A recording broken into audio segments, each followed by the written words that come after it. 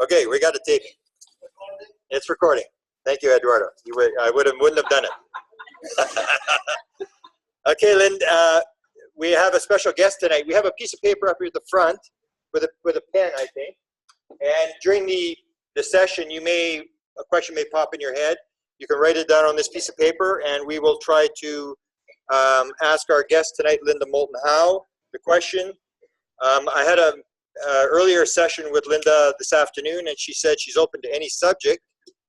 But first, I want to sort of describe the guest who we have here. I've known Linda probably 30 plus years. I first used to do phone calls with her back in the 1980s, and I still have, I think I still have some audio tapes of conversations, and they're long since been piled away. And this is one of the questions I had for Linda that she can maybe start with, is you've got a massive collection of material that you've collected over the years. And I'm wondering what you're going to do with all your material that you've done from 1980 on. It is a question that haunts me now. Jim Mars and I talked about it, God rest him wherever he is. I know that his wife is working out some sort of an agreement now with the University of Texas to take some of Jim's files. I have an entire garage full of nothing but files, folders, boxes, more than 2,000 or 3,000 audio tapes, and the Earth files, all of it. And it's as if we need some sort of whether it's with a university, which would be my preference, where there is a group of us who have an enormous amount of material. Some of mine, I know, is highly sensitive and highly true, and those files have never been just raw in the light of day, but I would like to have a legacy for you, for me, for all of us. And I think it's coming to a point where I've been thinking about calling the University of New Mexico in Albuquerque. I know Ray Boucher is considering the same thing at the University of Nebraska in Lincoln. It is a very relevant question, especially since you and I and others feel like we are at the year of 27 to 2018, when finally these headlines, "We're not alone in the universe," are going to emerge.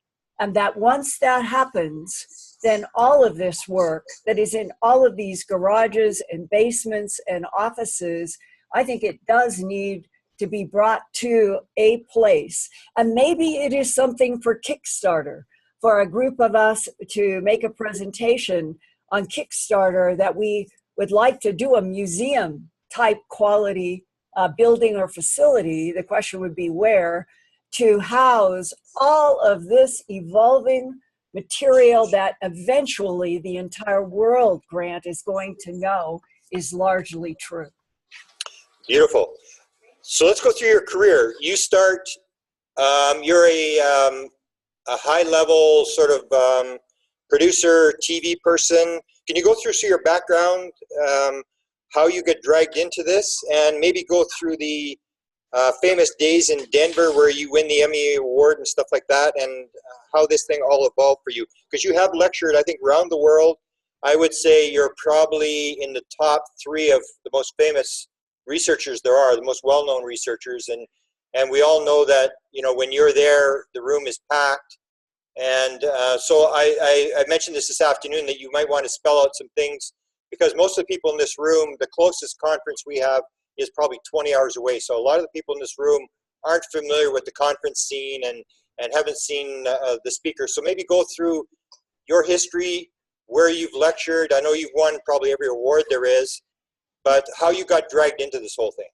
Okay, well, let's start at age 4. My parents said that I was begging them for a telescope and a piano, and that for some reason I was born into this life with a love of those 2 things. And when my dad got me I think back then it was a $60 or $70 Dynoscope reflector telescope, it became my best friend in the world. And I spent so many nights from grade school on. And then I put a notice in the Boise library anybody interested in astronomy, call Linda Moulton. And I still remember the phone number, 208-343-9648. That was our home in Boise, Idaho.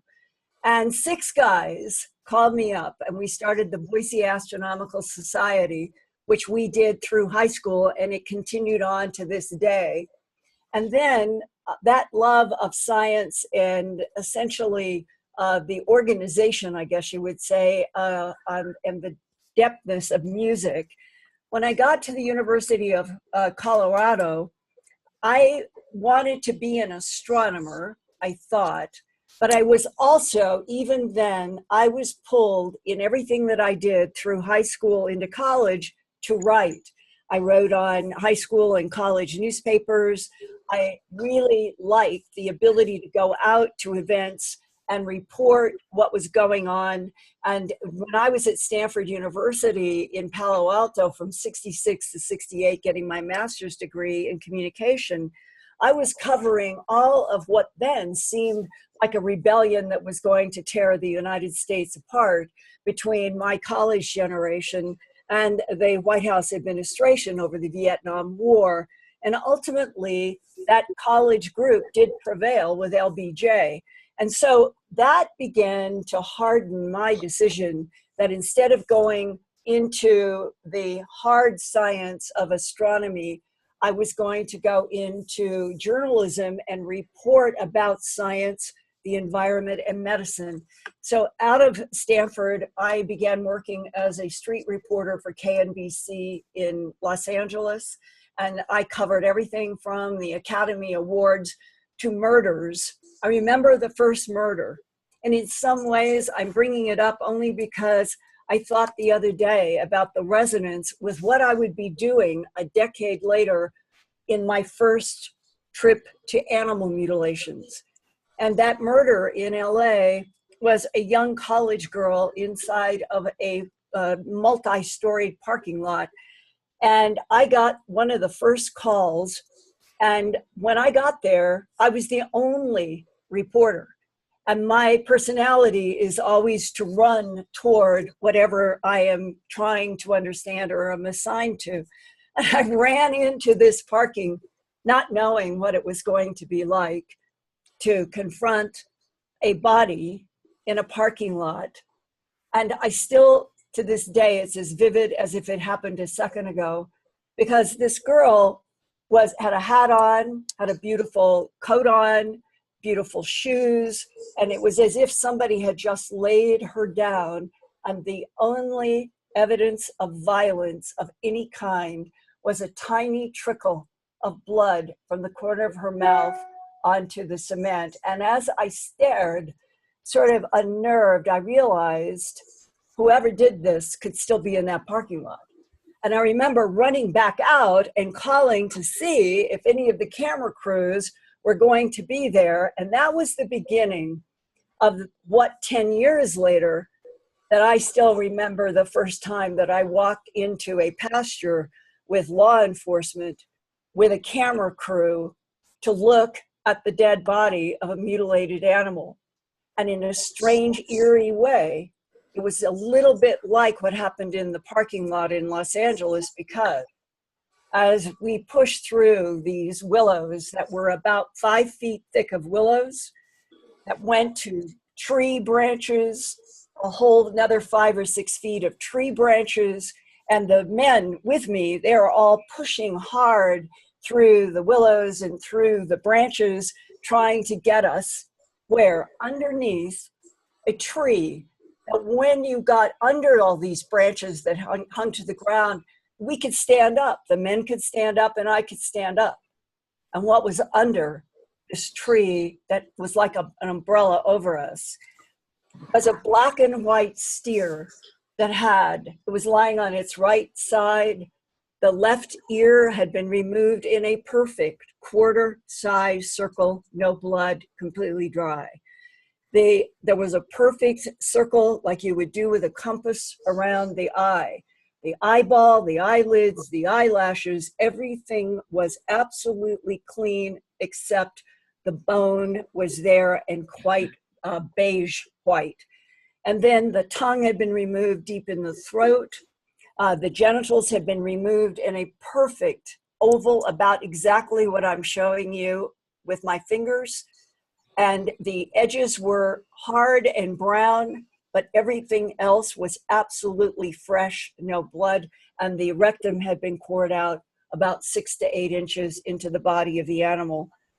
And I remember that the sheriff with the deputy turned to my crew and to me and said, "Tell me, what bothers you about this scene outside of the animal?" And what we all realized is that we've got this umbrella of thick branches. We had to push through thick willows to get it under there. And there's not one disturbance. There's not any broken limbs, not even broken twigs. The ground was clean. The animal was clean. And when we said that to the sheriff, he said, "Yeah, that's what bothered us when we finally found this in here."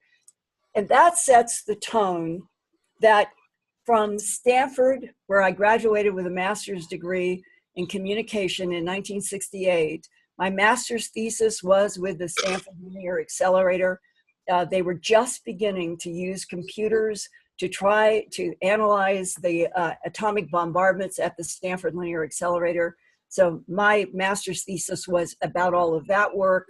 I worked for 2 years with the Stanford Medical Center creating a documentary having to do with what happens to preemie babies when the mothers and fathers cannot touch their skin because of problems with germs. And that film that I did, Stanford used for 19 years and sent me a letter at the end of those 19 years saying, "Thank you for having done this documentary."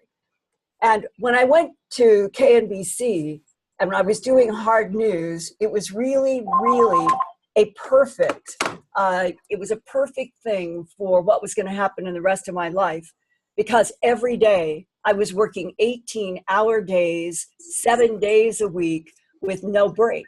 And finally, when I went into documentary, I was married then, and my husband went to Harvard University to get another degree for work that he wanted to do. And I was hired to do all the medical programming at WCBB in Boston. So I did everything that you can imagine in terms of diagnosis and treatment in every disease possible. And then I did all of their science programming. And I am very honored that I was acknowledged with a Peabody Award in Boston for the science and medical work that I did. And then my husband was hired to Denver to work for Time Inc. on the development of cable. That seems impossible, but where we were then, it was just starting out. And we lived in Denver because that's where he was assigned. And I was hired at the CBS station to continue to do the medical and science work that I was doing in Boston.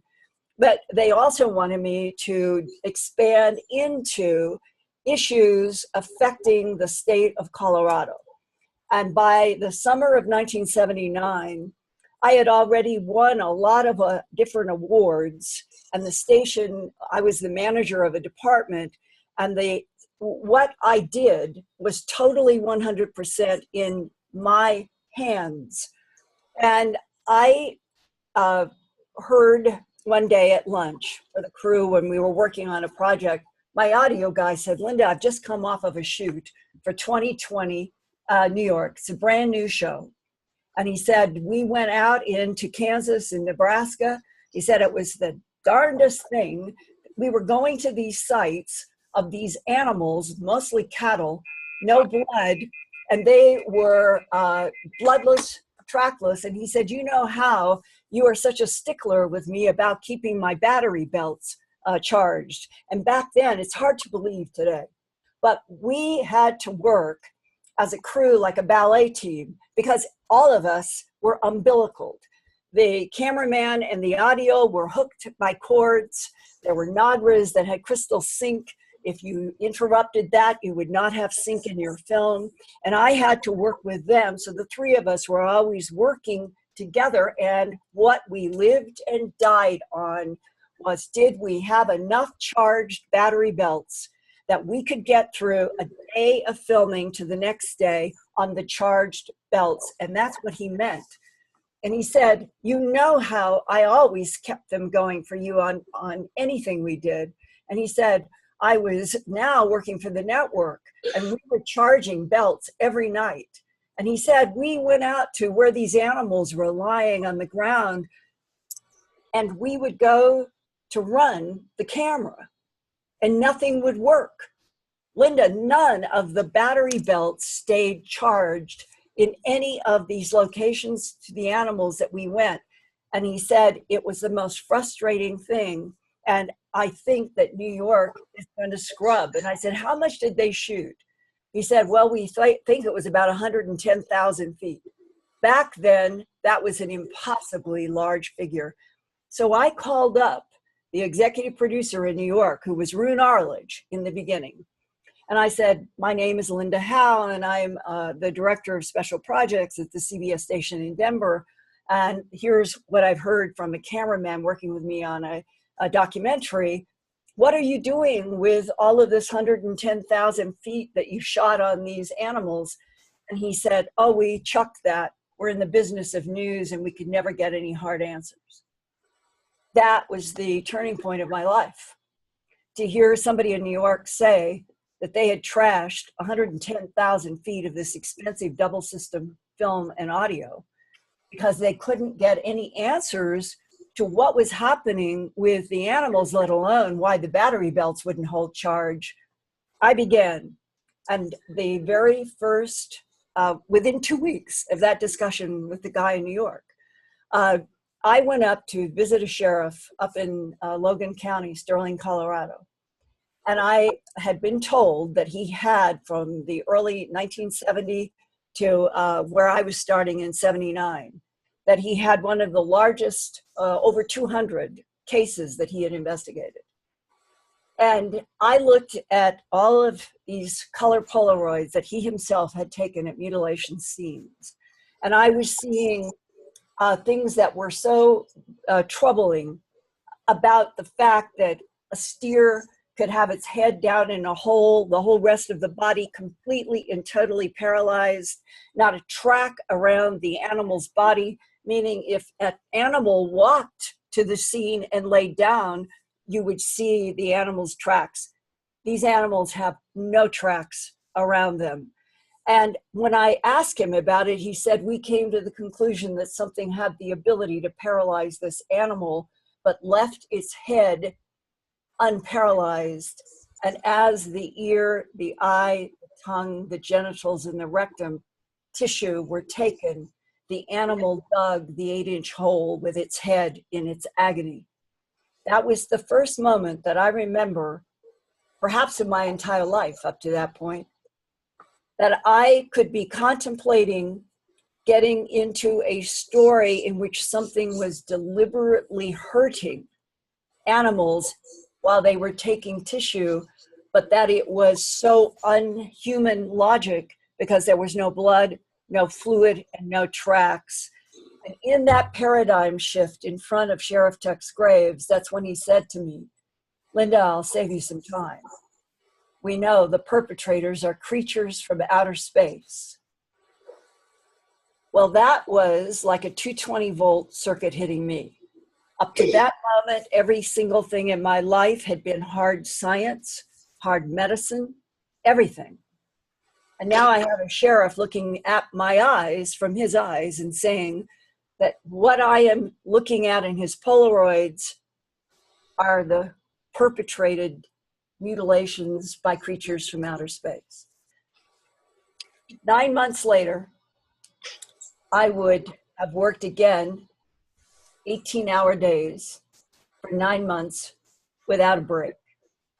And at the end of those 9 months, what the crew and I saw with our own eyes, lights in the sky where mutilations were occurring, talking with reporters and so many law enforcement who had seen beams coming out of glowing discs in the sky, a rancher who told me that he had seen one of his own animals rise in a beam of light from a pasture, And when I said, I need you to stand in front of my camera and tell that to the world audience, they said, no, no, no, no, you'll have to get somebody else. To this day, in 2017, September 5th, I have talked with half a dozen people who with their own eyes have seen beams of light rise up or lower, animals that would be found mutilated, but none will go on the record. The closest is in my book, Glimpses of Other Realities, Volume 2, my third book. And that is a story in Oregon at Sand Springs. And I was able to talk with that man who was a witness directly. And that was where, at 2 o'clock in the morning, he is waked up from a sound sleep in a trailer and hears branches breaking in the trees around his trailer, and it scares him. And he runs out and he sees a big glowing disc in the night sky. He sees a beam and he knows that, and concludes it must be cattle, because he's so scared. He said, I was so scared, I admit it.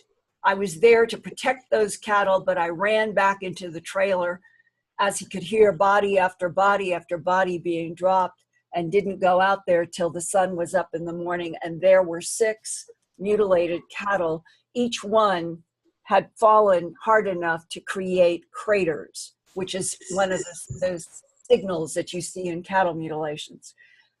After A Strange Harvest was broadcast on May 25th, 1980, it was the single largest audience in the state of Colorado since that time and before. It was a 19 rating and a 37 share in both Nielsen and Arbitron. It stunned the TV station manager.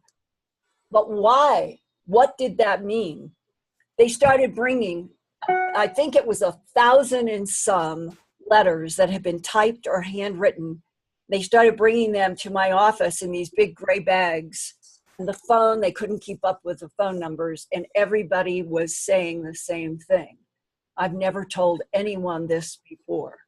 And then it was mutilations, sightings of UFOs, helicopters that changed into clouds, a disc that changed into a square, all kinds of high strangeness phenomena. And I realized with my film, A Strange Harvest, that earned one of the 3 Emmys that I have had in my life, that I was scratching the surface of an enormous iceberg, and all of this communication from people. I felt that I had to keep going. To have this kind of a response, to have the station manager stunned that nobody had ever seen audiences like this. So I started gathering up material to do another documentary, because I was the head of that department. And about 2 to 3 weeks after that first broadcast in 1980 of A Strange Harvest, I got a phone call from the general manager of the station. And he and I had gone back to New York together.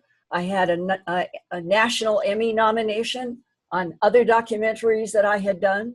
I think it was just the year before in '78. So he trusted me. We worked together well. I would have considered him a friend. And when I got to the door, I could see that on his face, he wasn't happy, like scowling. And he said, shut the door. Linda, I know that you want to keep investigating the animal mutilations and the UFOs and all of that, but you can't, because we're not going to lose commercial sponsors over this. Wow. And I remember that it's a mark of how naive I was at the time, because it took me a couple of minutes for it to sink in that basically what he was saying is that somebody had come to the station and said, you don't let her do any more on this or we will pull advertising. And now today in 2017, looking back at the last 38 years, when Richard Doty, who allegedly worked for the Air Force Office of Special Investigations that you probably all have heard about, but I think he worked for an alphabet soup agency.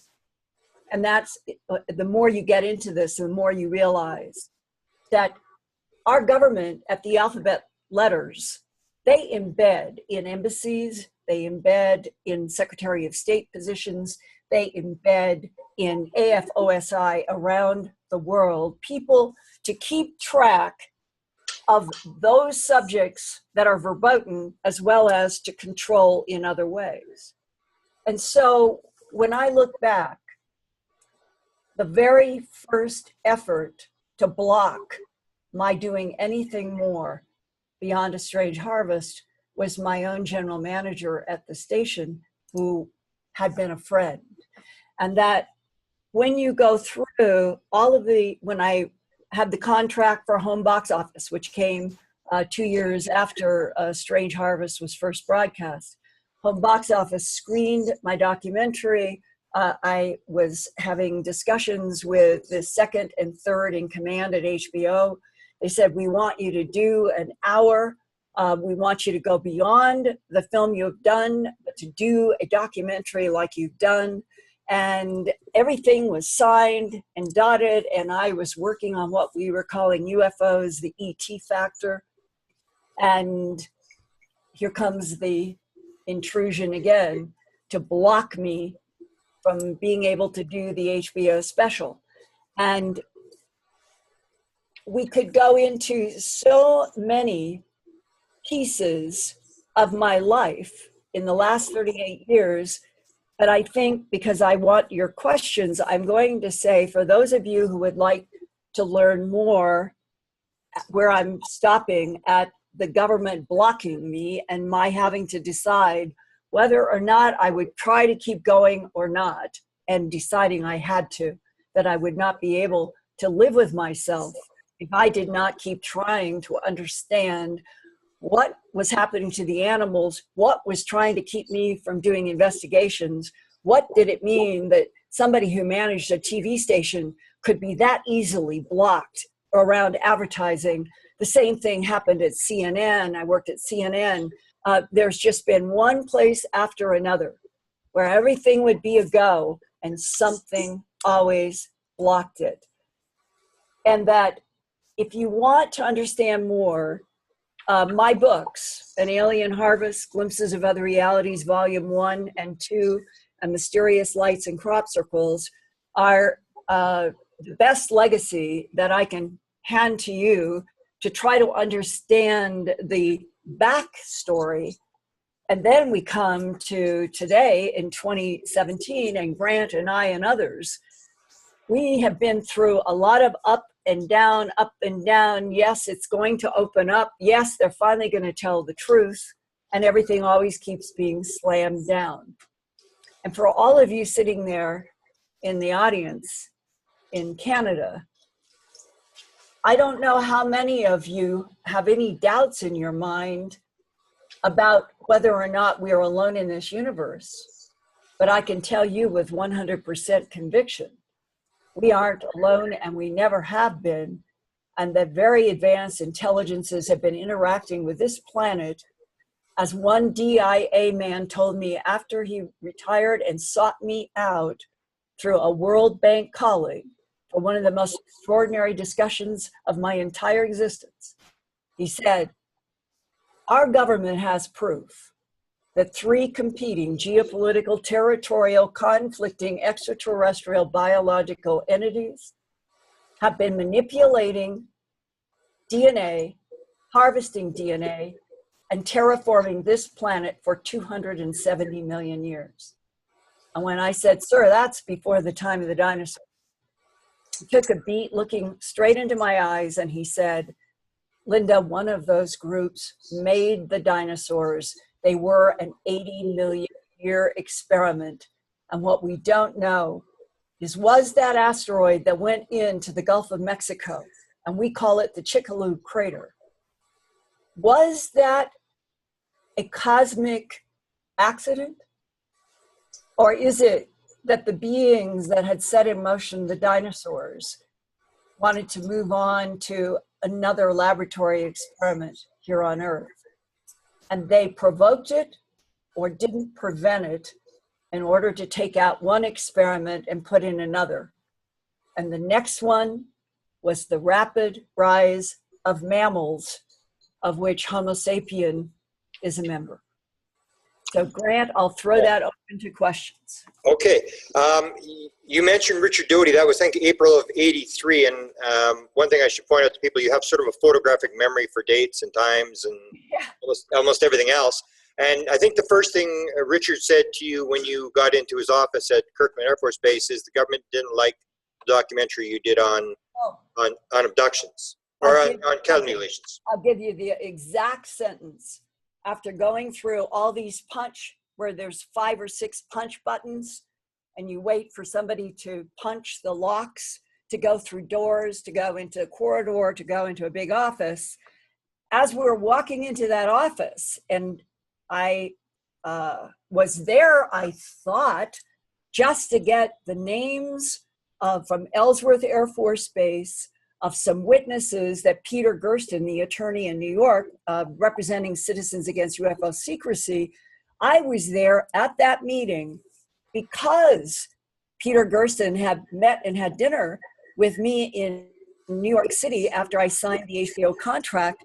And he said, we've got this guy in Kirtland named Richard Doty, showed me all this correspondence.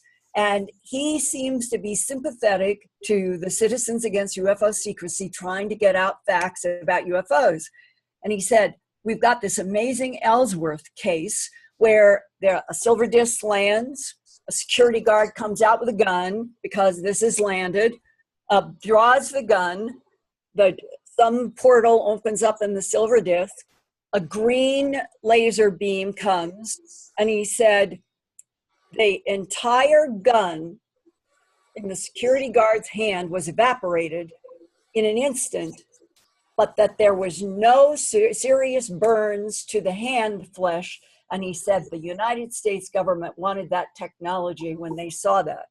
Well, this is what I thought it would be: 30 minutes going into Kirtland, getting the names of the eyewitnesses in Ellsworth so that Peter Gersten, Larry Fawcett, Citizens Against UFO Secrecy, and me, we would do a segment for my documentary on HBO. That was the entire reason that I was at Kirtland Air Force Base on April 9th, 1983. So when this AFOSI agent is leading me into this office after all the punch lock doors, he says, you know, you broadsided the US government with that documentary of yours. And I remember I was so both shocked by that statement because in a way it was hostile. And I think that I'm there like a courier, that Peter has set up this meeting. It was Gersten who arranged everything and the only thing Doty and I did was call to confirm the date and the phone numbers. And that I think I'm going to sit down and hear about Ellsworth and people who were eyewitnesses to this extraordinary evaporation of the gun in the security guard's hand. And he starts out that way, that you broadsided the United States government with that documentary of yours. And when I sat down, it was not Ellsworth. He said, my superiors have asked me to show you something. And I want you to move from where you are, which was a chair right in front of the desk, which would be logical. I want you to move to that chair.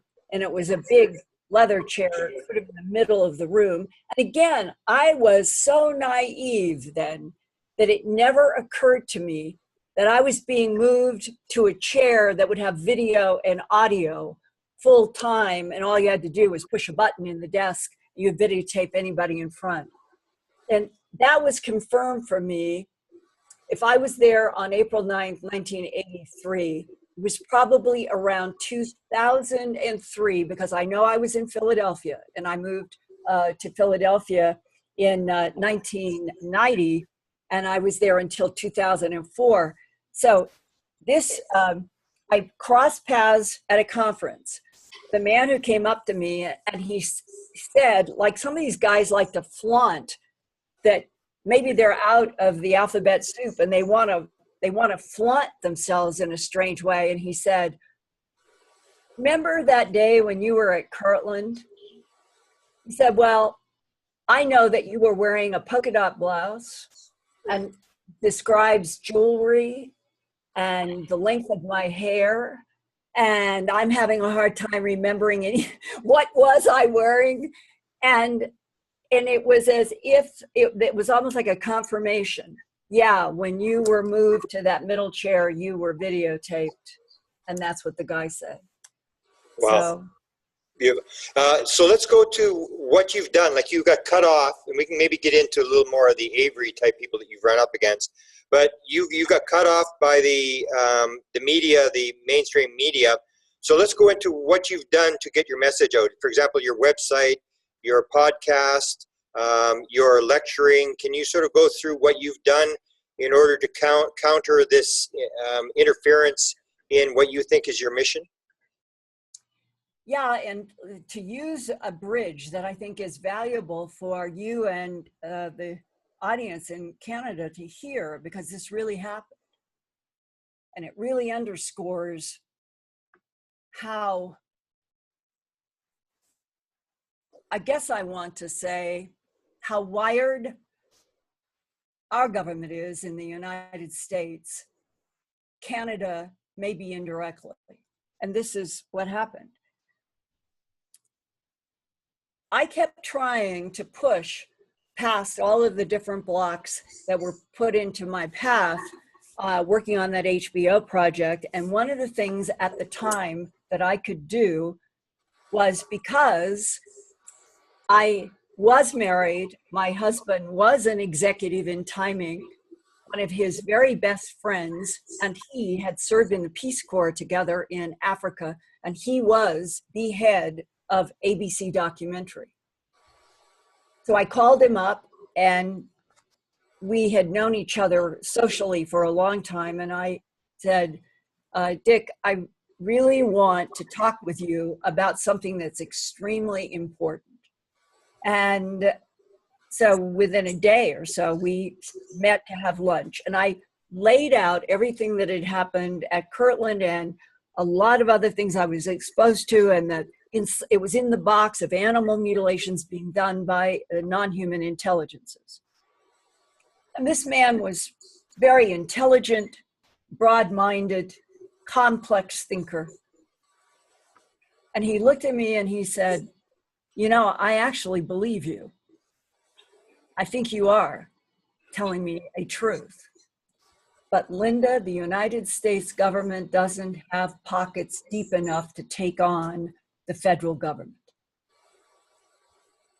I had another meeting with the head of documentary at NBC. I had even more documents, more photos I laid out on his desk. We were up in a high building in New York City, both of these meetings. These were real movers and shakers with the power to do this. And the NBC documentary director said, look, anybody can make documents. Anybody can make photos, even film. He said the same thing, Linda, we don't have pockets deep enough to take on the federal government. But if you can bring me somebody who is in the White House or the Department of Defense or someone like the chairman of the Joint Chiefs of Staff, then we can sit down and bring in other people. And when you keep going through that layer by layer, you begin to realize that the whole 70 years since World War II, it has been effectively created into a concocted landscape by people who are brilliant. Counter-intel people are brilliant. They got us through World War II, And then they had the assignment that the media and the public are never to know about the UFOs and the ETs that England and the United States and our allies knew about, had private meetings about, and that the whole situation politically and in our nation and Canada perhaps as an ally, the whole thing has been a concocted policy of denial and lie that has been cultured and controlled and designed by counterintelligence minds. And that is what I was up against. And when you realize that the networks in the United States of America, the people at senior levels, are not even in a position to challenge a policy of denial and lies in which they themselves have seen evidence that makes them think that it is a policy of lie, you come to a kind of crossroads, or I did, inside of myself, internally. It's easy to give up because part of you knows you're up against, as they said, pockets so deep that nobody's going to be able to take them on. But I'm sharing with you kind of my bottom line residue right now. I really honor the pressure of facts. I always have. And it seems to me in an odd way that what this life has taught me, you have to decide what you care about. And what I really care about is truth, not in a silly way, in a fundamental way. The truth of being in a universe where photons are entangled and that everything in this universe is hooked together, connected together like a net. And once you reach that point, the barter system of the world and so many other things, they don't matter. Because right now it seems to me that all of us has evolved to this very, very critical moment in which Grant knows. I was told that 2016, 10 years before 2016, I was told, Linda, it's on the timeline. We're going to open up. We're not alone in this universe in 2016. And that Grant and I and others in 2016, we were following everything that Podesta and Hillary and all of them were saying. And if she had been elected president, we probably would have had those headlines before this date. But for some reason, we have had a different roll of the dice. But on my side of what I was coming to, I don't really care who's in the Department of Defense or the White House. Because the one thing that I feel that all of us have to make a decision on, and then you put one foot in front of the other, and you just keep going. And that is, what is the most important thing that we could possibly try to do? Those of us that are convinced that we're not alone in this universe, and that there are other life forms interacting with you as experiencers, interacting with this planet, that I have talked with people who have worked in the most sensitive agencies in the United States, and if you knew what they've told me, oh my Lord. So to you who have had interactions, no matter what the type, no matter with light, no matter with orbs, no matter in your bedroom, in a car, missing time, dreams. One of the most important stories that I've been working on for the last 2 years started on June 29th, 2015.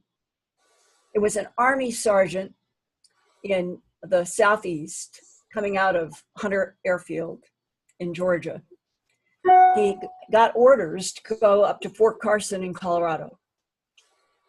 He makes a plan that he, his wife, kids, and animals will travel in their car at night or at day. So that at night, no, let me make sure I do. When it's cool, they were going to travel at night and then sleep in the day.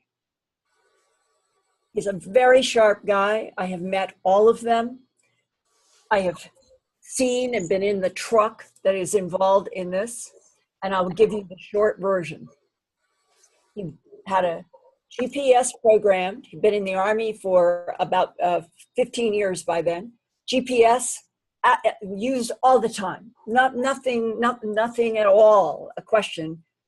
And he programs the GPS to go from the Savannah region in Georgia up to Fort Carson, and he wants to go through Atlanta.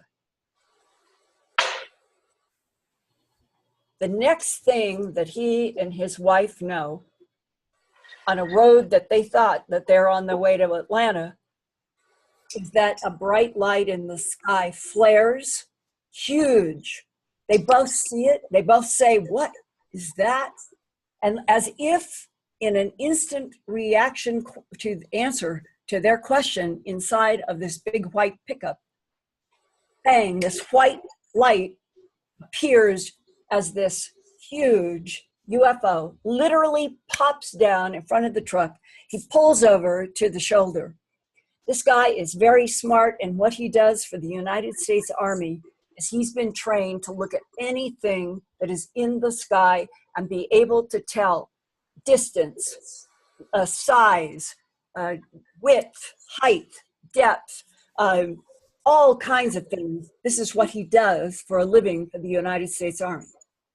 So when this thing comes down right in front of their road and he has to pull over to the shoulder, he told me later, what went into his mind is, my God, this is about 820 feet in diameter, 3 times the size of a football field. There's symbols on it. His wife is reacting. He is reacting. The next thing that they know, they're stunned by this for maybe 5 minutes, because his Army training, he looks at his watch when it popped in front of the truck. He looked at his watch when it popped away, like a light went up, and it was approximately 5 minutes of time on his watch. The next thing, when they start traveling and he thinks he's going to Atlanta, but he's so discombobulated that he tells his wife, "I've got to stop, something's wrong, I feel terrible." And he pulled into a little store with gas pumps. And when he went to open up the door on his truck, he fell out.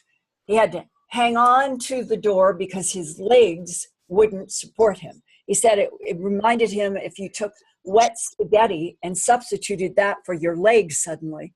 And he's hanging on to the door of his truck.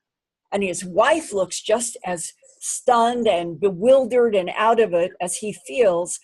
And now, because he is a warrior type, it's making him more than, he wants to stand on his own 2 feet. And he makes his hands go around the truck, trying to make his legs go. And eventually he was able to step off, goes in, gets some water and some stuff to bring to his family.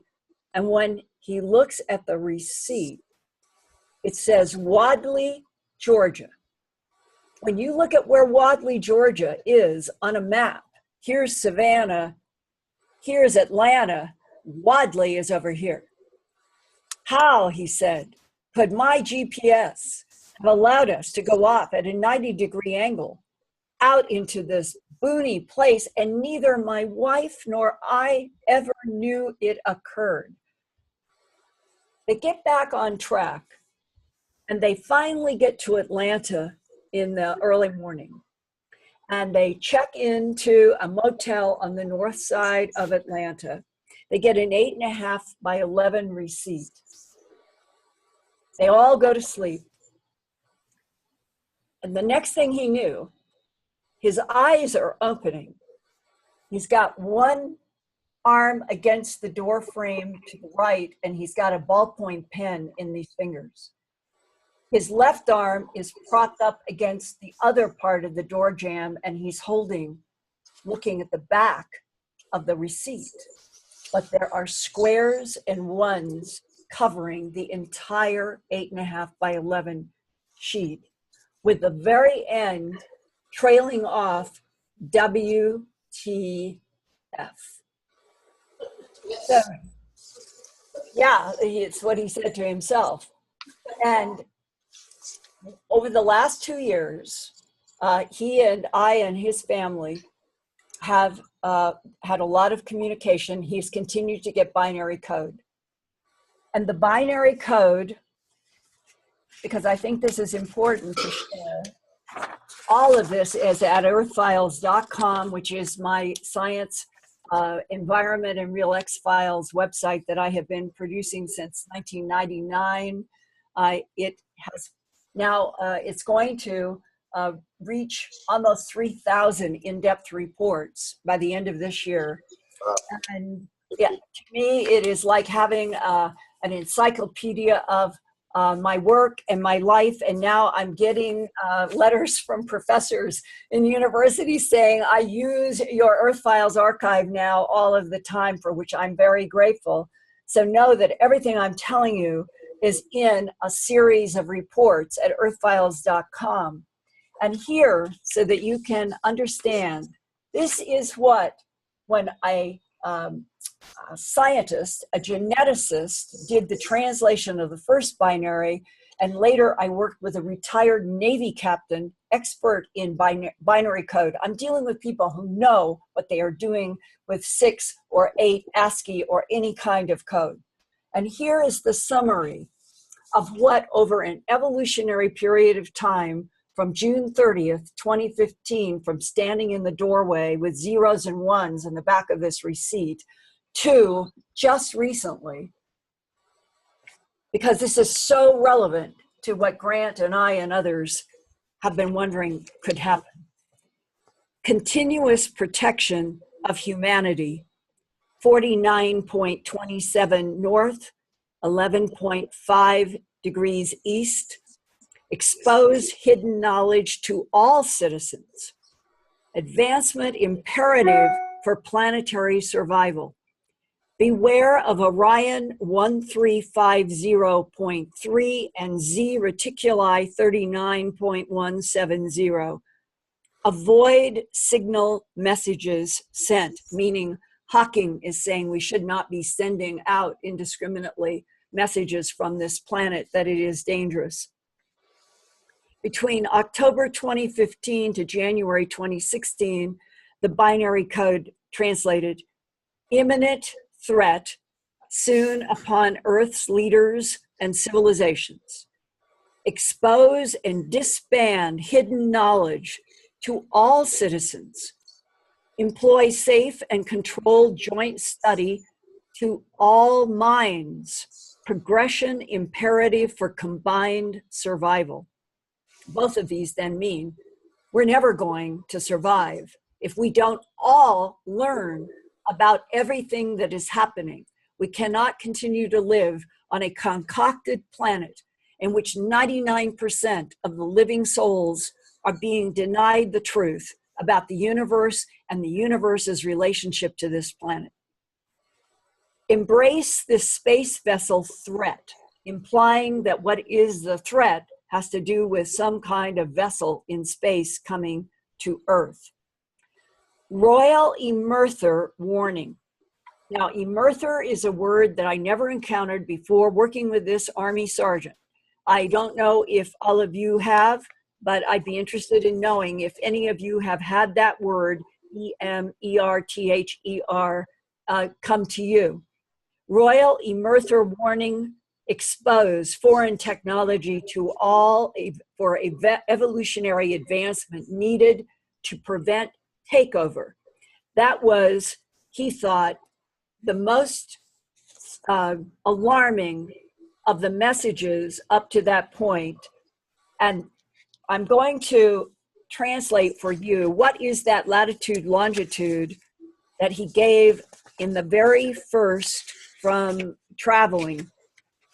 And you will find this extremely confusing and interesting, because in the very first translation of the binary code, at that, standing in that door, when we looked up 49 degrees 27 minutes north and 11 degrees 5 minutes east, described as continuous protection of humanity, it turns out to be town center, right at the town center of Nuremberg, Germany.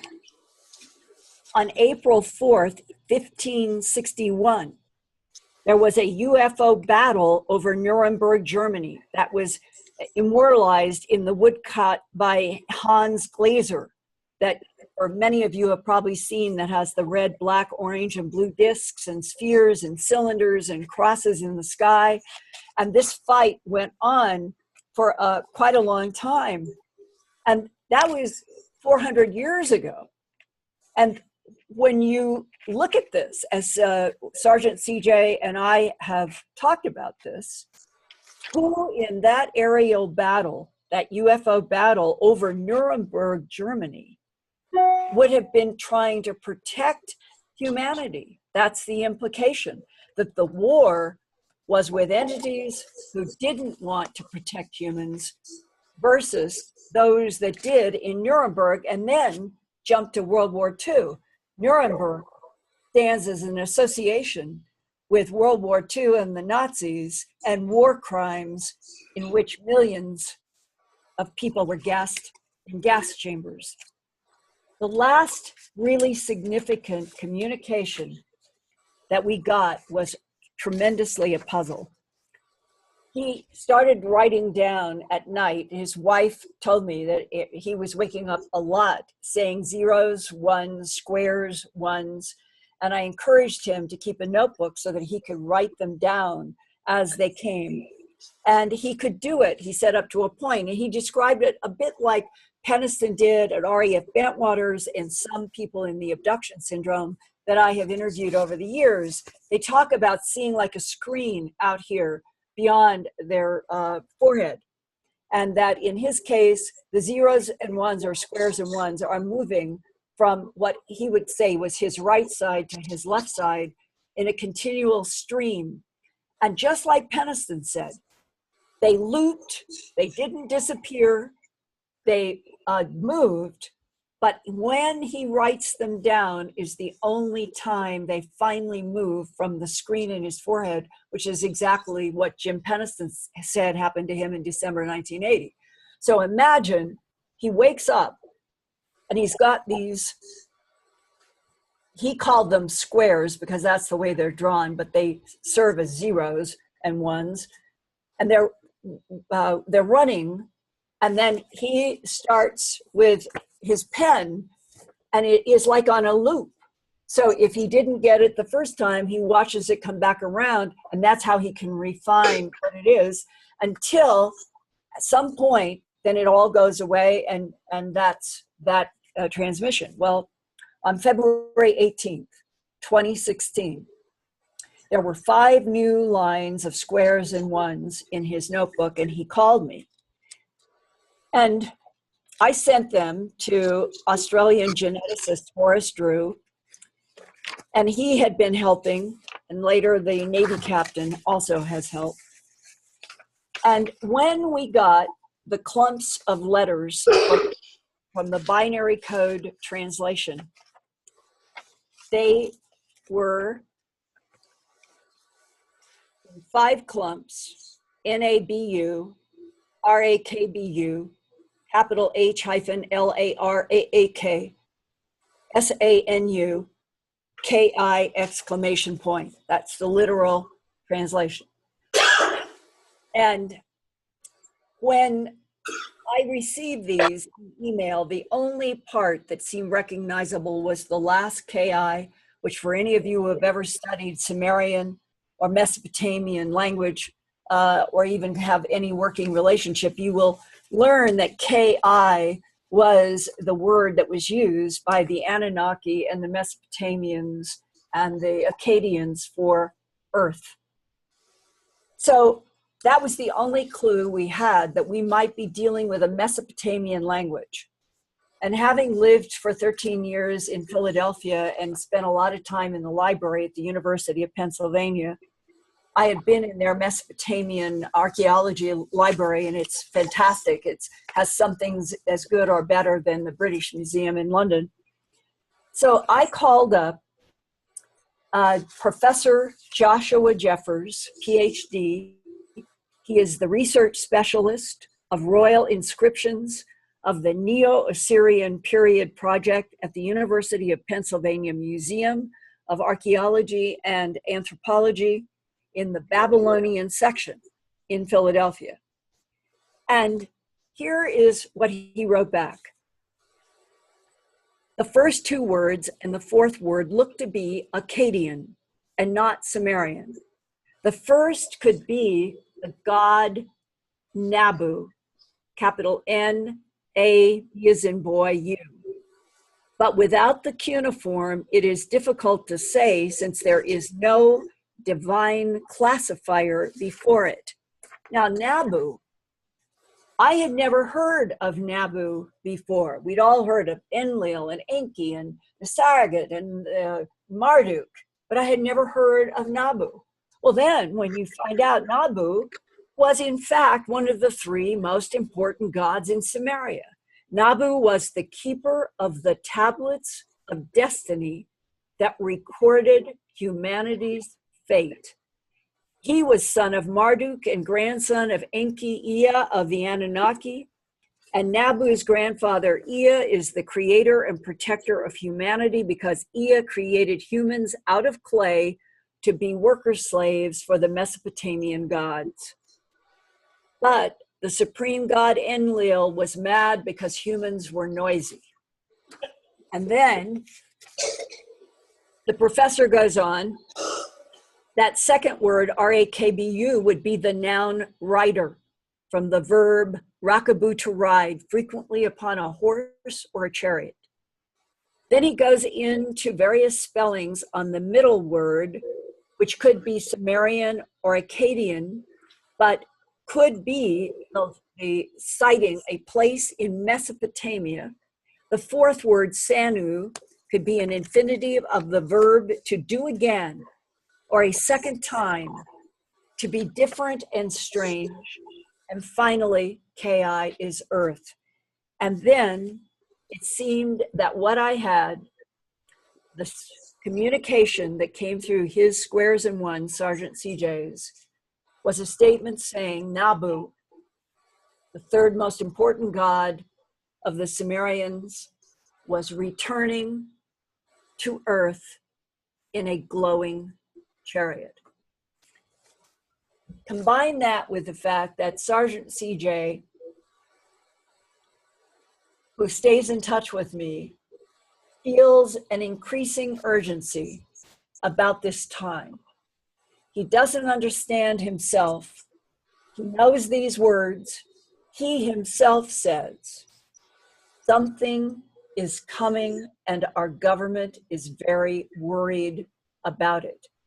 And that boils down to, we have allies and we have enemies in space. There really are Battlestar Galactica wars. It's not science fiction. But Lynn Buchanan, who remote viewed for the Stargate project at the Defense Intelligence Agency at the end of the 80s, said that he and Joe McMoneagle and Pat Price and all of them, when they remote viewed into the solar system and the cosmos, they picked up that there is life everywhere, that humanoids are a common form.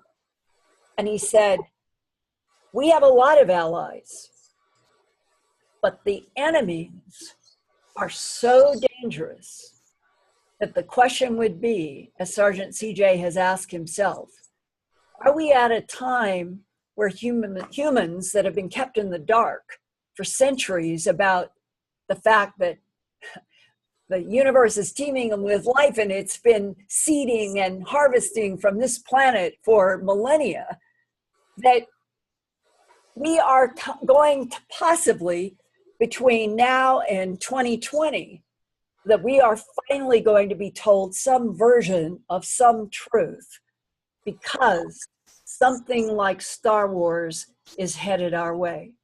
Question mark. And that, Grant, I throw to you. What do you think, in the discussions that you have been following with Pandolfi and Dan Smith and those guys, and the Tom DeLonge and the John Podesta and Hillary Clinton and Edgar Mitchell, and there's all these different facets that have been, we thought we were leading up to the big headline by now. Even Danny Sheehan, working with the Vatican, has said that the Vatican is standing by to help the United States make this statement. We're not alone. And would it come through fast radio bursts as light speed kinds of transportation? That seems to be a possibility. But Tom DeLonge is working with Peter Levenda on the idea that they will use the metaphor of cargo cults to get the world up to speed, that other intelligences have been here so long and that humans have simply been a mimic of what has been in the sky. I mean, what is your perspective now?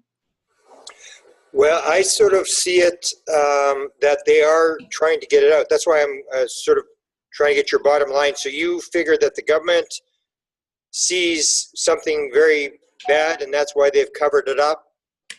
That seems to go counter. That's what makes me puzzle why these guys are putting this stuff out. Do you see them sort of figuring that we should know if we're in trouble or that this is about to happen? Is that what you see is going on? Or are they just sort of playing around with us? Because as you dealt with Tom DeLonge, he contacted you, and I've had these indirect contacts with Pandolfi, but nothing ever really happens. We sort of, they sort of drag it on, and like Tom DeLonge was supposed to make his announcement last Christmas, and still nothing's happened. So that's the puzzling thing. Maybe you can talk a bit about the people you've been dealing with and why you think that they are now coming forward to reveal what they're revealing. Or are they just playing with us? There really is a really serious piece to this, and because of non-disclosure agreements, I cannot talk about some things yet. You would be one of the first people I'll go to when I can. There's a very dangerous aspect. But remember when I was saying, all of the remote viewers, they all said, we have allies. We have allies. And it is possible that we are at the place that we are with government back engineered technology because we have had help. I don't have any question about that. I think that we have so much technology that has been back engineered from collections from different sites since the 40s. But Grant, it is that issue that seems to have haunted the earth forever. In all of our culture, in all of religions and mythologies, the one common theme, the common denominator everywhere on this planet is good versus evil. Something that is from a divine and something that is from the non-divine. Why is that? Why is that the yin and yang, a symbol of this universe? The white that has a dot of black, the black that has a dot of white. Why is it that the yin and yang in the Gnostic kind of point of view, that there is something huge at stake in this particular universe? It has to do with the evolution of souls and fights between something dark and light. Now, if Lynn Buchanan were here, he will say that he feels very positive that the allies to humans and Earth, even if they are using and harvesting from Earth, that they are so strong that it doesn't matter if there is something out there that wants to destroy us, that we really have strong allies. So that is a distinct possibility from Lynn Buchanan's point of view. Sergeant CJ, and there are others like him, but he's the most impressive because his binary code in the night translates whether you're dealing with a Navy captain or binary is binary is binary. It's zeros and ones, and there are laws, and you translate it. Yeah. And he is troubled. Sergeant CJ is very troubled. He is in a military position. He loves his family. He loves the United States. And he has nervousness about what it is that he senses in his gut, that something, if you want to say, is amiss, and just use that word, something is off, something is amiss. What is it?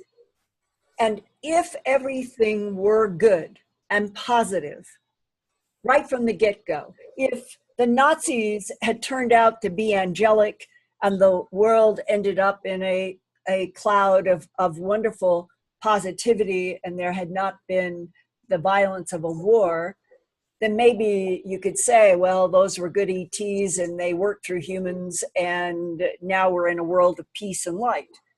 But that isn't what happened in World War II. And so we're at some kind of a fundamental crossroads about what are we, Grant? What are these standing up primates? One of many models that have been from Homo erectus 2 million years. If the briefing paper that Richard Doty showed me at Kirtland was true, and it said these extraterrestrial biological entities manipulated DNA and already evolving primates to create Homo sapiens. If you just take that one sentence and say, this is true, then we are somebody else's property, as Charles Fort said. We were made. But the thing that I've tried to understand is that if you have anybody in your life, a human or a cat or a dog, and you love them and they pass, I have stood with a cat that I love so much and thought, 5 minutes ago, it was breathing and its heart was beating. And now the cat hasn't moved. Nothing has changed except it has stopped breathing. The heart is not beating. And there is a palpable change of everything.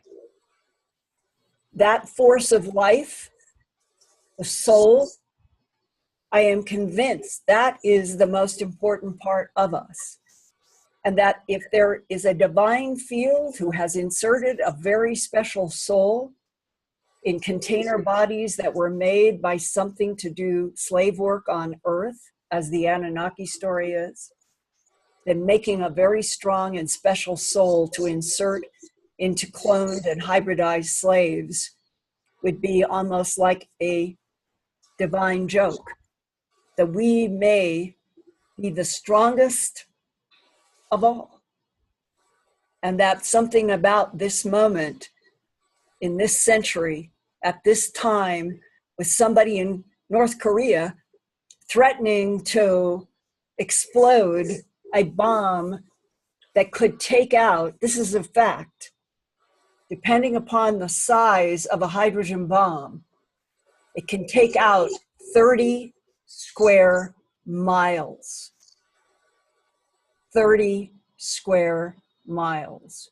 To have reached this point of insanity on the earth at a time when there seems to be this sense that you and I and others, if the government is over a barrel on something coming, and they're finally just going to say, we are not alone.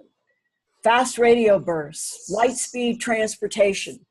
We have all kinds of genetic evidence on planet Earth, and they just start laying it out. Maybe it's going to come at the most critical time on the Earth when something as stupid and insane as a hydrogen bomb threat is making us all look at our own mortality and saying, what if a huge amount of population went out in the fire of a hydrogen bomb? How insane is that?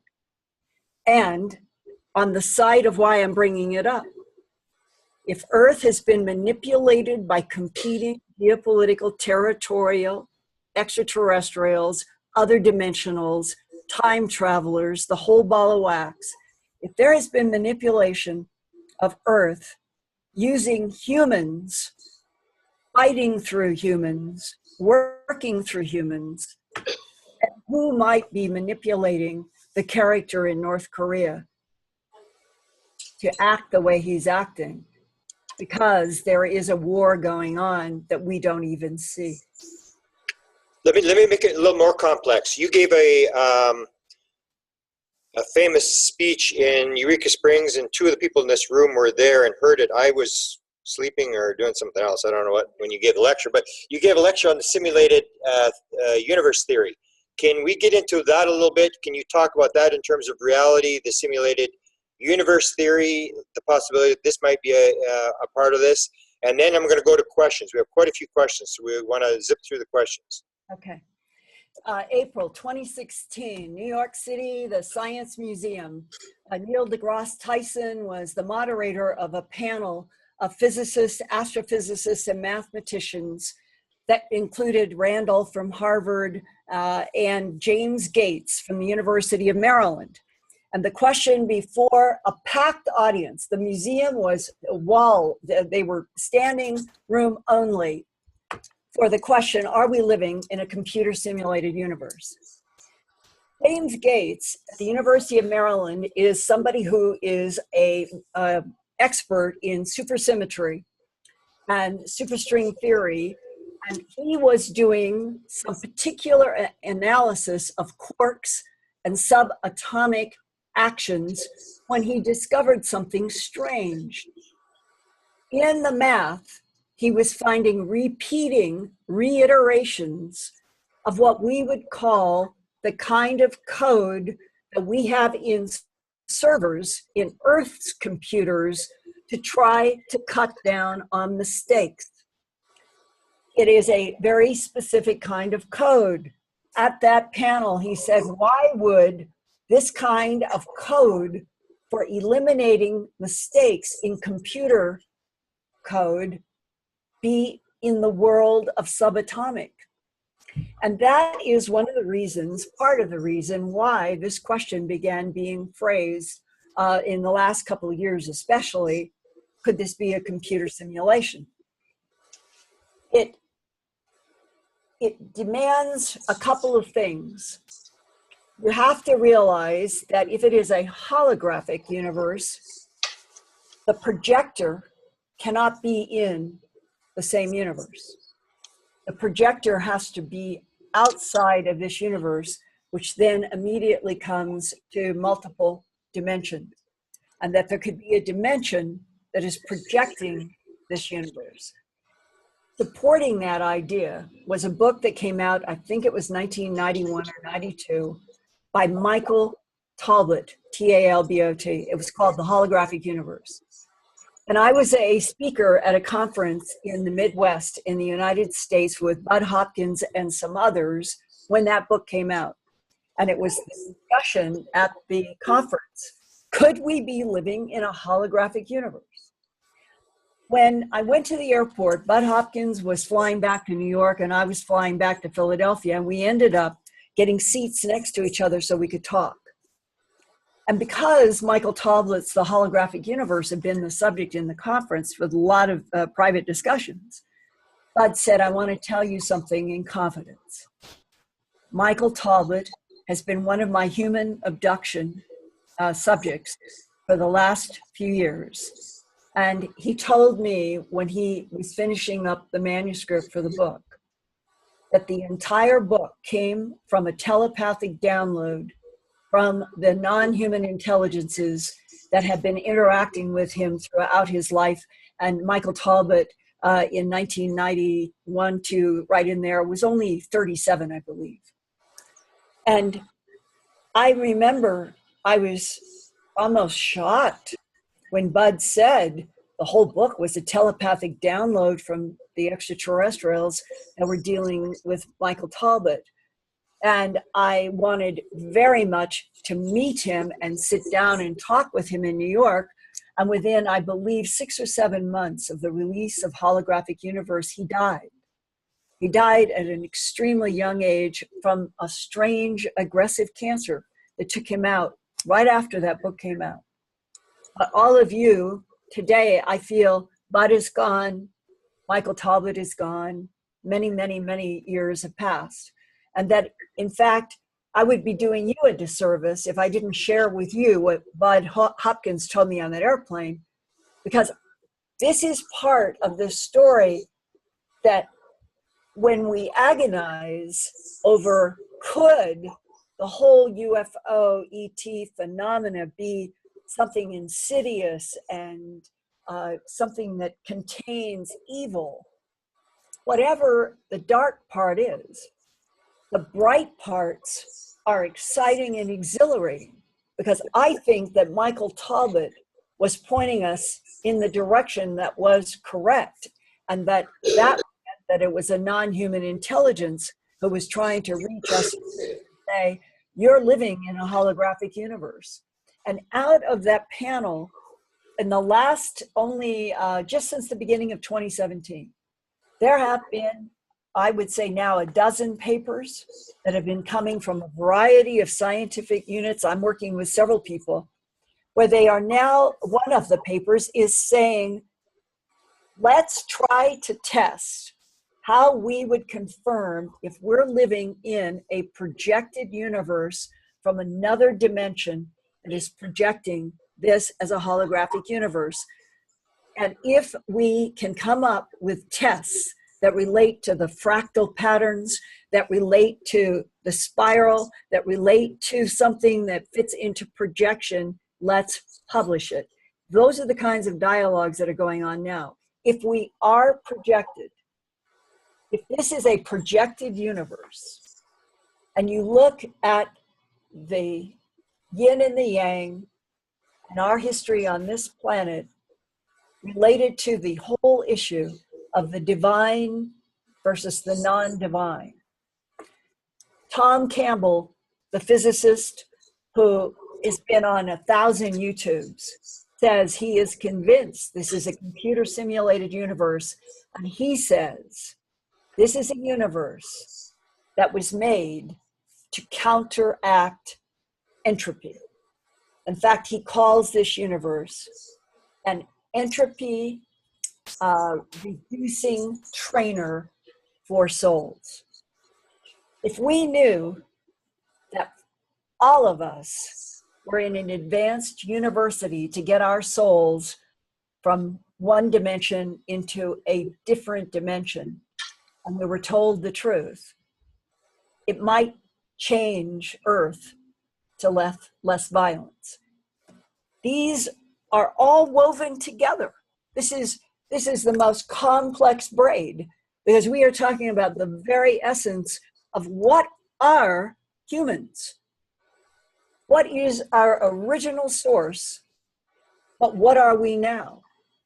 And where are we headed if we can get past manipulation by outside influences in which some seem to want to keep humans at war, false wars, phony violence?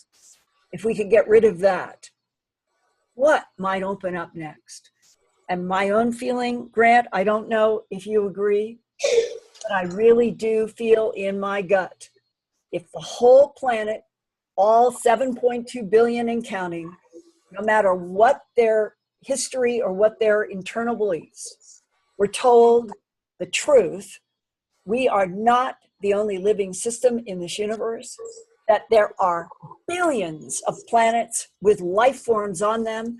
Earth, get your act together, because we have an exciting universe to explore. That's what I hope for.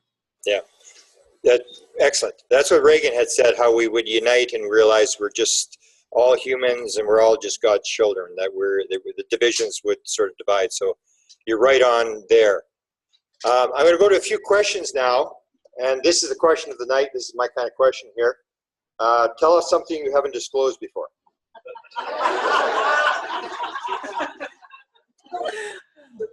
Well, let's see. Because this is going to be on YouTube, so we need to scoop to get people to watch. There's so many things that came to my mind, but I'm not supposed to talk about them.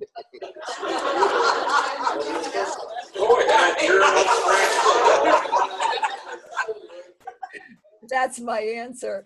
That's one of the things that, for those who might not understand, 38 years where so much of it are people saying, I'll tell you my story, military, abductee, agency, but you can never reveal my name, my location.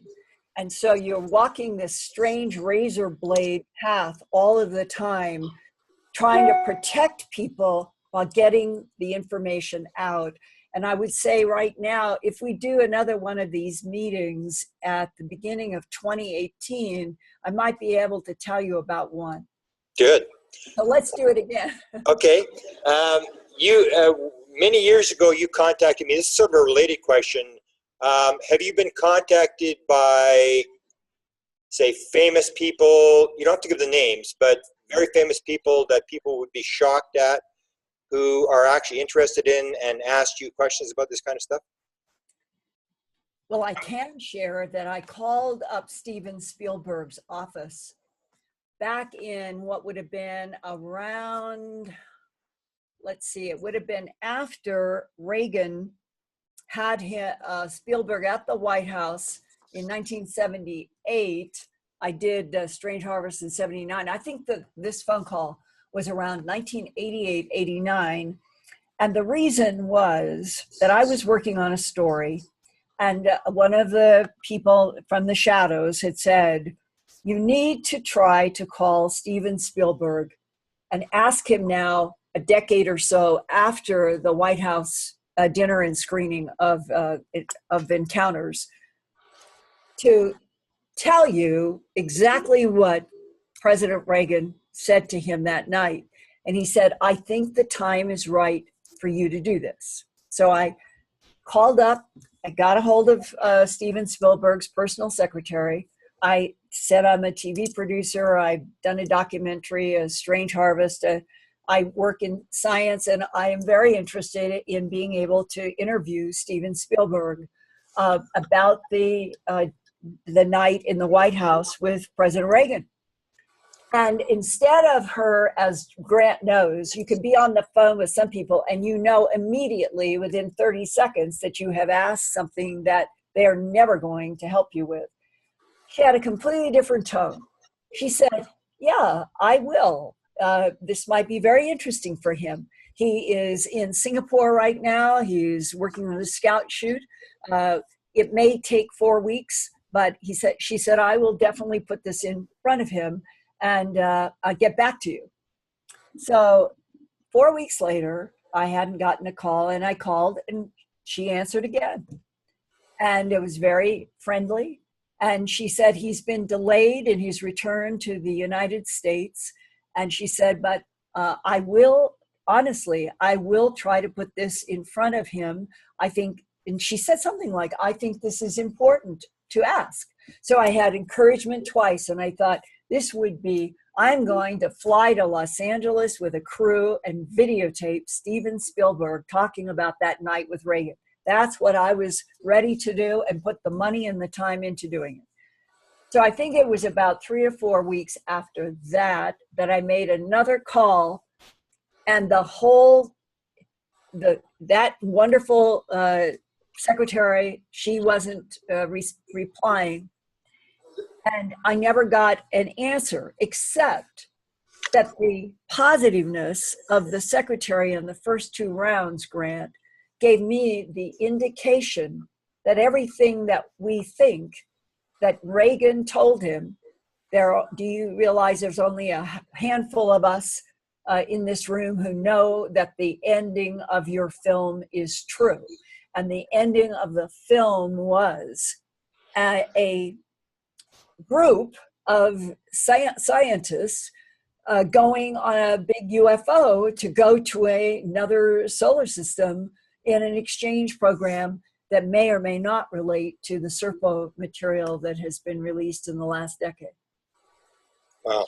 Yeah, in regard to that, you and I both are friends with Bob Emenegger, and I remember Bob Emenegger telling me the story. I said, you know, this Close Encounters, except for the location, it sounds just like the Holloman Air Force Base film that he claimed to have had in his possession. And he said, oh, I didn't tell you? And I said, tell me what? And he said, I didn't tell you I gave a copy to Steven Spielberg? And I said, no, you didn't tell me that. And he said, well, I told you Annie Spielberg, his sister, worked for us as a line producer, and that she asked for a copy of the documentary, and we provided it, and that after it was over, Steven's mother said, I've seen your version of the landing, and I've seen Steven's version of the landing, and I like Steven's version better. And you and I were involved. Maybe you can tell the story of your interaction with Bob, that he sort of gave you an indirect confirmation that this was all for real as well with President Nixon. Yes, this would go back to, I know A Strange Harvest aired in 1980. Larry Fawcett was working very hard on investigations, did that beautiful book, Clear Intent, from his policeman point of view in Connecticut. He was getting into Bentwaters and missiles and mutilations and everything. And Larry Fawcett and I had met, we had shared all kinds of things through, and I helped contribute about my own brother's experience at Malmstrom when there was a 300-foot diameter UFO that came down over missile Kilo 7 outside of Great Falls. And this was back in 1975. And my own brother was in the Air Force, a helicopter pilot. And that night, he was scrambled. They were taking high-ranking level people to go out to see this UFO that had come down over the missile silo. And the UFO played cat and mouse with them, with the whole base. And my brother said it was there. Then the sabotage alert team said it's blinked out. The jets would come over. They couldn't see anything. They pulled the jets back. The helicopters are trying to get there. The big light would come on. The sabotage alert team would say to Central Security Control, it's back. We're telling you, it's not moving. It's just blinking in and out like a light bulb. And my brother heard all of this. And so I had contributed that to Larry Fawcett in the book. And Larry and I were going, I believe it was a conference in Los Angeles, and we ended up being invited to go to dinner at Robert Emenegger's house. And during a very interesting dinner, when Emenegger said a couple of times to me, as if being really underscoring, he said, you would do well to study Assyrian literature. Assyrian, he specifically said Assyrian 2 or 3 times. And finally, at one point, we were talking about the work that he had done at Gray Advertising, how he knew, or he went into all of the stuff that he did with Alan Sandler, having to do with going to Norton Air Force Base, being exposed to different subjects, one of them being UFOs and ETs, that they decided to do it and call it UFOs, past, present, and future, and that they were working at a time where they apparently had demonstrated that they would be able to look at film of UFOs landing at Holloman or wherever they were, and that they would be exposed that there were bodies and craft, but that they would take orders. They would make the film how General Weinbrenner in the Pentagon essentially allowed them to. So they were in a position sort of taking orders on a film, so it was not independently made. And this is why what I'm going to tell you next is so important. Because Emenegger said he was in the office the day that they had a illustrator who had actual 16mm film from, he used a different date. I know it was April 25th, 1964. I know this is the date. I know this happened at the Trinity site on White Sands. What Emmenegger said was that it was in 72 and it was at Holloman Air Force Base. Holloman probably played a role, Grant, in more than one incident, but there was definitely an exchange of bodies and technology at the White Sands Trinity site on April 25th, 1964. Now, why this illustrator sitting there and Emmenegger saying he's watching this is that the illustrator is holding up 16mm film that had been made, whether it's Holloman or White Sands. It's the film that they ran from 5 cameras when 3 white eggs, the white egg type craft, I've been told, are the Ebens with the pear-shaped heads. They're not the big black glasses. These are a prime intelligence, and they're very advanced.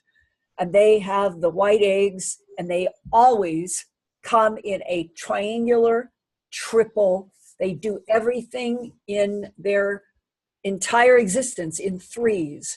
And when the craft come down, he said it's an offensive, defensive. 2 are above and 1 below. The 2 above stay, the 1 lands. These 2 are always prepared to be protectors. The door opens, some kind of a slide ramp came out, and down came Ebens, the pear-shaped headed ones. They meet. Mendoza is the name that Emmenegger used, and that's still not correct. He was a biologist. There were others, but the biologist was important. And then, while the Ebens are now meeting the small group of humans, coming out of the door above is what the illustrator was drawing from the 16mm film that Robert Emmenegger said he was watching. It is a ropey headdress, comes up over a cone-shaped head. The eyes are drawn as larger than a human with vertical pupils in the middle. The right arm is extended out. There is a rod in the right hand. Emmenegger told me himself the rod is a mind-to-mind translator. That the Ebens, throughout the history of the world, the sphere and the rod in so-called royalty, it is a communicator, a translator, telepathic.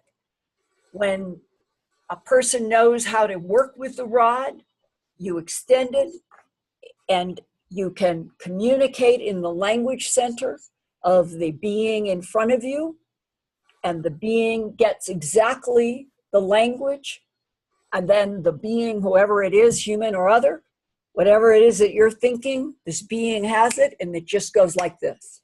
And so communication around this rod is the telepathic way that the Ebens work with communicating with humans and other beings. And all of that is in an illustration that was in UFOs, Past, Present, and Future, the book that Emmenegger and Sandler did in tandem with their documentary. And when I went to get permission to use that illustration for An Alien Harvest, my first book that came out in 1989, they refused. And that's when I learned directly from Emmenegger that Alan Sandler had been an agent for the Central Intelligence Agency for most of his life.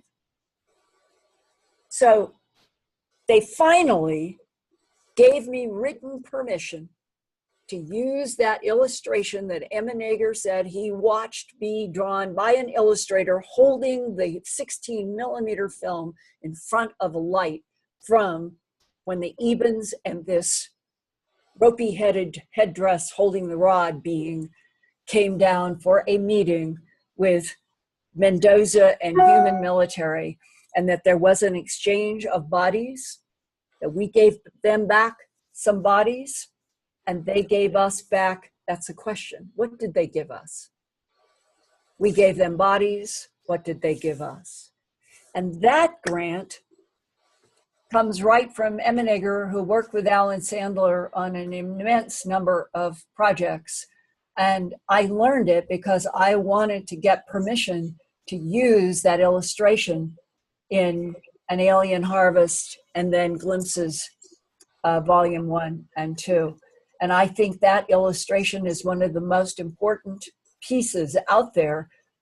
But look at how it raises the question, who is, the nose, I forgot, the nose is huge. It's a beaked, huge beaked nose on the ropey headdress holding the rod.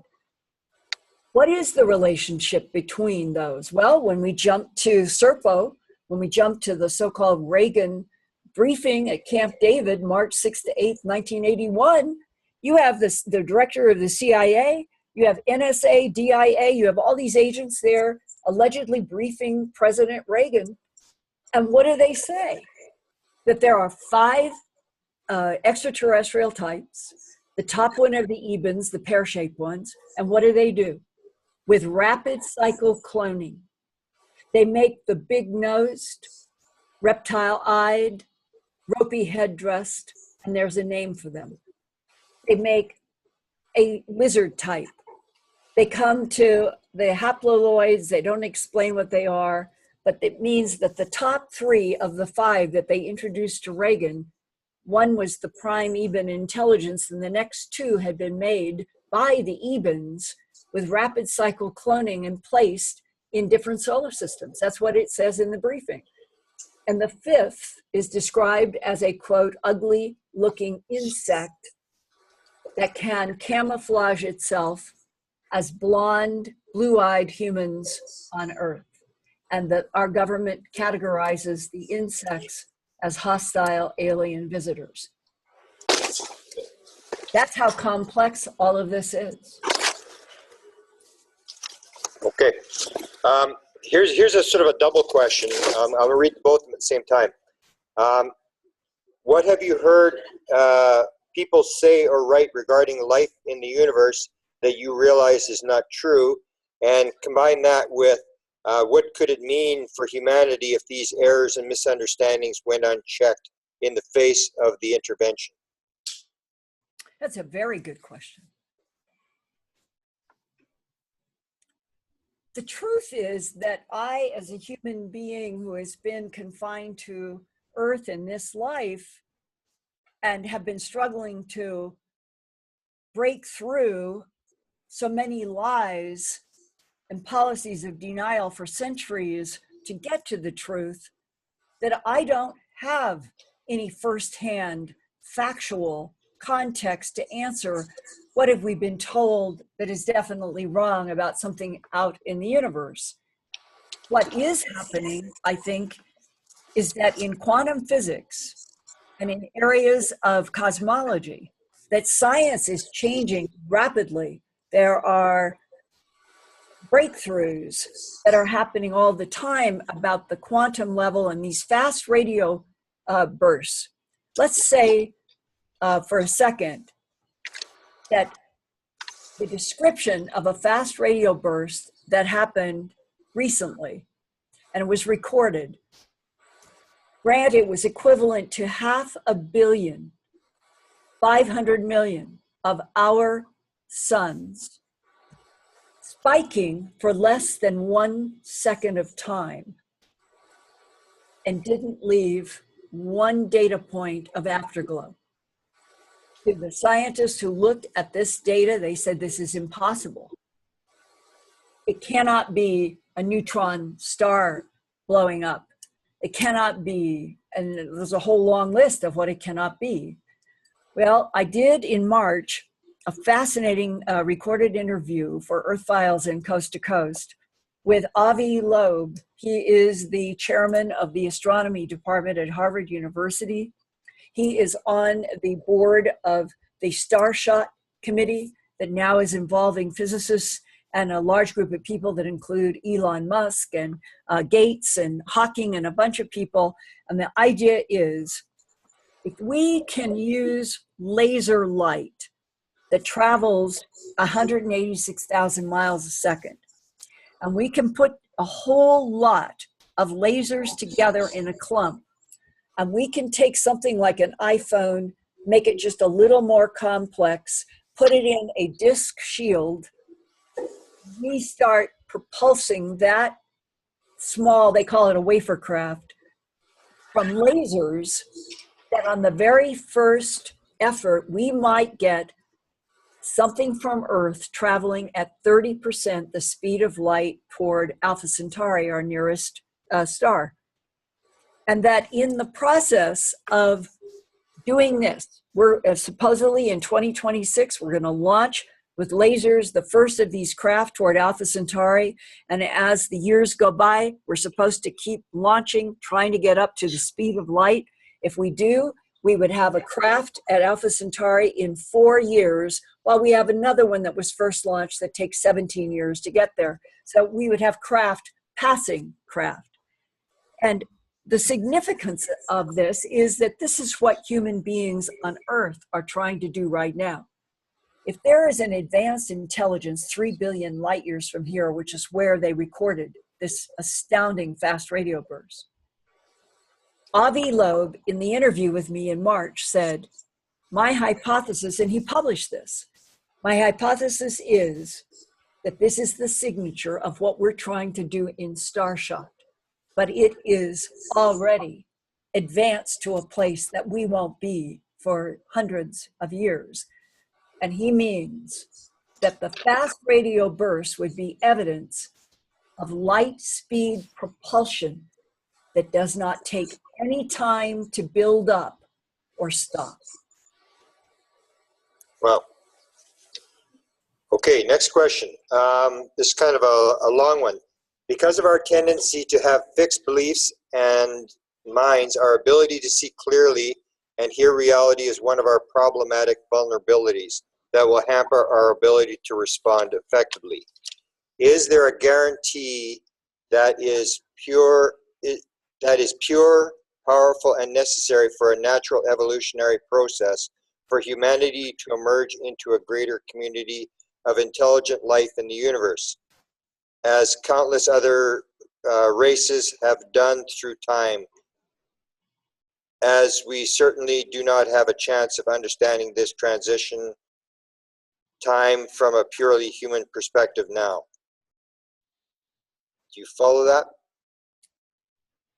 Not entirely, but I think you could ask the person, is the implication we have fixed life cycles on Earth, and at the moment of death, there is the question about whether we transition as a soul into another dimension or not. I get the sense that the person is trying to ask something about the nature of our life and our evolution towards some kind of spiritual being and something that is more advanced intellectually. And I recently have been getting a lot of emails from people out there writing me on this very issue of what happens at the moment of death. And some people have had extraordinary experiences that convince them, as I was talking about the cat, that difference between that which is living and the microsecond next when it's not. What is it that leaves? And that which leaves is the key, I think, to the recycling of the soul and the spirit. And that I am personally convinced that we have very strong, very powerful souls. And that if we die, I really do not think that biological death is the end of the evolution of my consciousness, your consciousness, or Jim Mars, who I keep seeing spinning out there with a hat on his head. Like, I can't imagine that he's gone from this universe. He's here somewhere. Does reincarnation play a part in this whole thing, and does that change everything?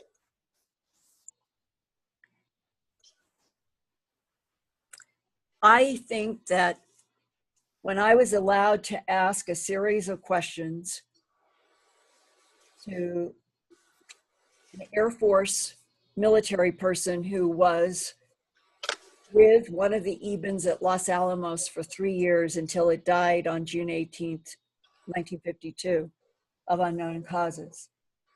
And I was allowed to ask him a lot of questions because he said that he had spent every day of his life with the being until it died, surprisingly, in June of 1952, in which we ran 16mm film. And he said, I always thought it must be like Charlie McCarthy and the puppet, because the being was telepathic. And the captain had been chosen to live at Los Alamos with the being because the captain, at a crash site, walking with other men, he said the first thing that happened was in his mind's eye, that he heard and felt and saw a scream, pain, a call for help. But when they looked, and when he's looking, he can't see anything in front of him. And he's beginning to wonder, this is so loud in his mind. He's seeing pictures. And the only thing he knew to do was to kind of hone in, even though it's crash debris, doesn't see a body. But he's got this coming, like pulling, like taking a hold of his face and pulling him. And they lift up some crash debris.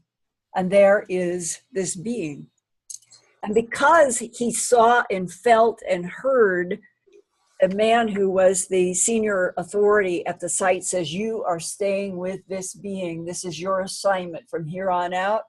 Going with this, and you're going to tell us everything that you learn. And that's what he did for 3 years. And at one point, he said, it was like being with the mind of a child, or it was like being with the body of a child that had the mind of 1,000 men. And he said the one telepathic communication from this being during that time at Los Alamos was, we made you. We put you here. But you have to live it. And we had a discussion about what that could mean in terms of the whole large story of life and death, reincarnation. And he said, he told me, he even told me, reincarnation, the recycling of souls, is the machinery of this universe. And Whitley Strieber once had an insight. He said, Linda, I am really beginning to think that some of the beings are obsessed with what happens at the moment of death to Homo sapien. We are somebody's made thing. But if the universe, the divine field, pulled the rug out from under cloning and hybridization by inserting a great soul into evolving humanity, and where we go at the moment of death, Grant, might be a place that these other beings cannot go. And they want to learn what that is. That was one of the facets that Whitley Strieber was coming. Have you encountered that before? Well, I've spent a lot of time on that, the whole issue of the recycling and what happens. That's how I started out. I started out on working at hospital with dying people and what they were saying and stories like that. So that's why I asked you a question. I'm obsessed with that kind of stuff, and it's interesting to see your perspective. In terms of, you're talking about the live alien, can you tell one of these story you told me many years ago? It's a story of Cloak and Dagger. You get the offer to interact with the keeper of the live alien. you go to phone booths. Can you tell that story and how it ended? Before I do, I wanted to share, she is in your audience. I know her, and we were sharing some discussions about what happened when we both lost somebody that we loved or a cat. And I wanted to share, because this is the time to share it. My dear pet cat passed away, and I am still disturbed by the image of him lying lifeless. I can't shake it. And I meditated on what is that thing which animates us that is now gone. And this is what I received in meditation. The soul is in all living beings, but is not in this dimension. Therefore, we are always in at least two dimensions. The physical, where our biology is ambulatory, and the soul or consciousness dimension. When we die, we go, only not really, to the next dimension, because part of us was always there. The dimension is where poetry, music, scientific innovation, and much else reside. And I thought, if you take the simulated universe, the holographic universe, it has to be projected from another dimension. This beautiful email, and the question that we all would like to know the proof of, at the moment of death, what really happens? And if this entire universe, as Michael Talbot and the physicists that are now writing papers, if they're right, this is a projected computer simulation for a reason. And if the reason is that there is a very advanced intelligence in another dimension, and is trying to investigate the creation of universes, their evolution, but most importantly, you can get the chemistry and the physics and the heat and the light of singularity. And it expands, and it's hydrogen and helium and photons. But what is the other singularity that brings in biology, and that the biology is linked to a soul spirit that is connected to the divine field responsible for all matter worlds everywhere? I think that is personally what interests me the most now, and that advanced intelligences in this universe themselves are trying to understand this. And if this is the key to the evolution of life in this universe, karma is what we should worry about. Right, well said. Well said. Okay, now tell me my story. Yeah, I fully agree. I just want to hear this story about you had this interaction with, I think it was a captain, and they were going to give you an offer to interview him. He was dying, I think, in Texas. This is who I was talking to you just about. This is it. This is the Air Force captain who stayed with the Eben at Los Alamos. That's the story I just told about the communication, the telepathy, and it was that being who told him, we made you, we put you here, but you have to live it. And reincarnation, the recycling of souls, is the machinery of this universe. Yeah, that's him. That is that captain. Okay, yeah, because I remember you had that interaction, and you've had some high-level people that have sort of contacted you, as have I've had that experience as well, where they sort of reach out to you and tell you things. Let's go to the question, what is the most important thing you're working on right now?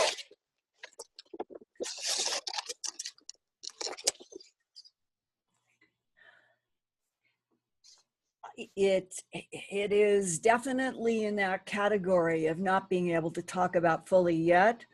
I can say this much. I have a whole new appreciation of Tesla. What I have been exposed to is whether he was an extraterrestrial, full blood, in a human body. It wouldn't surprise me if we knew that was the truth. That throughout the history of this planet, there have been, whether it's avatars or people like Nikola Tesla, who have been like inserted into, we'll call it the general average bell-shaped curve of humanness and human intelligence, like Einstein too, as if to give us a push, to push us in a direction. And Sergeant CJ says over and over from the beings that have been downloading to him, if humanity does not advance faster, we are going to face extinction. We must advance. Well, Nikola Tesla, I think, was another one of those points in the evolution on this planet where the timeline itself shows others on the outside. We are falling into a stew of tribalism, and something is inserted, and the work of Nikola Tesla having to do with electrostatic fields, having to do with Hertzian waves and frequencies is a key, is literally a key to some of the most advanced technology that we will ever have. And why did our government then choose to take all of his work and make it impossible for any scientist to have after he died? Wow. And you'll have this on your website, which you can maybe describe again.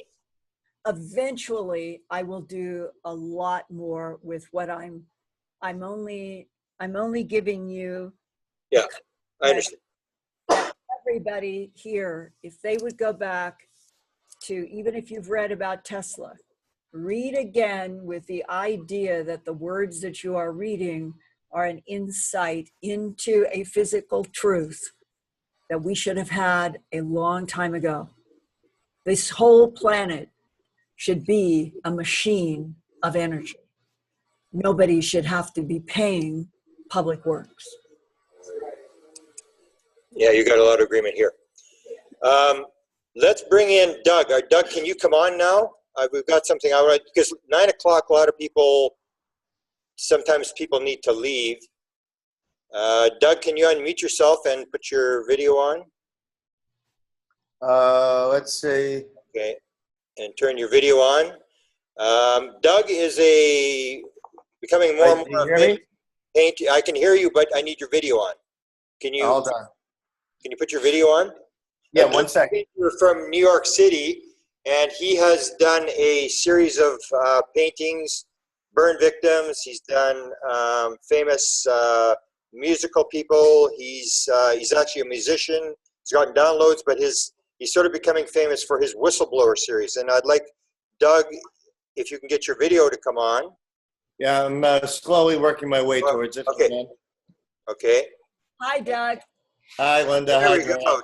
Doug Ault from New York City. Hello. And Doug's got an announcement that we're going to make here.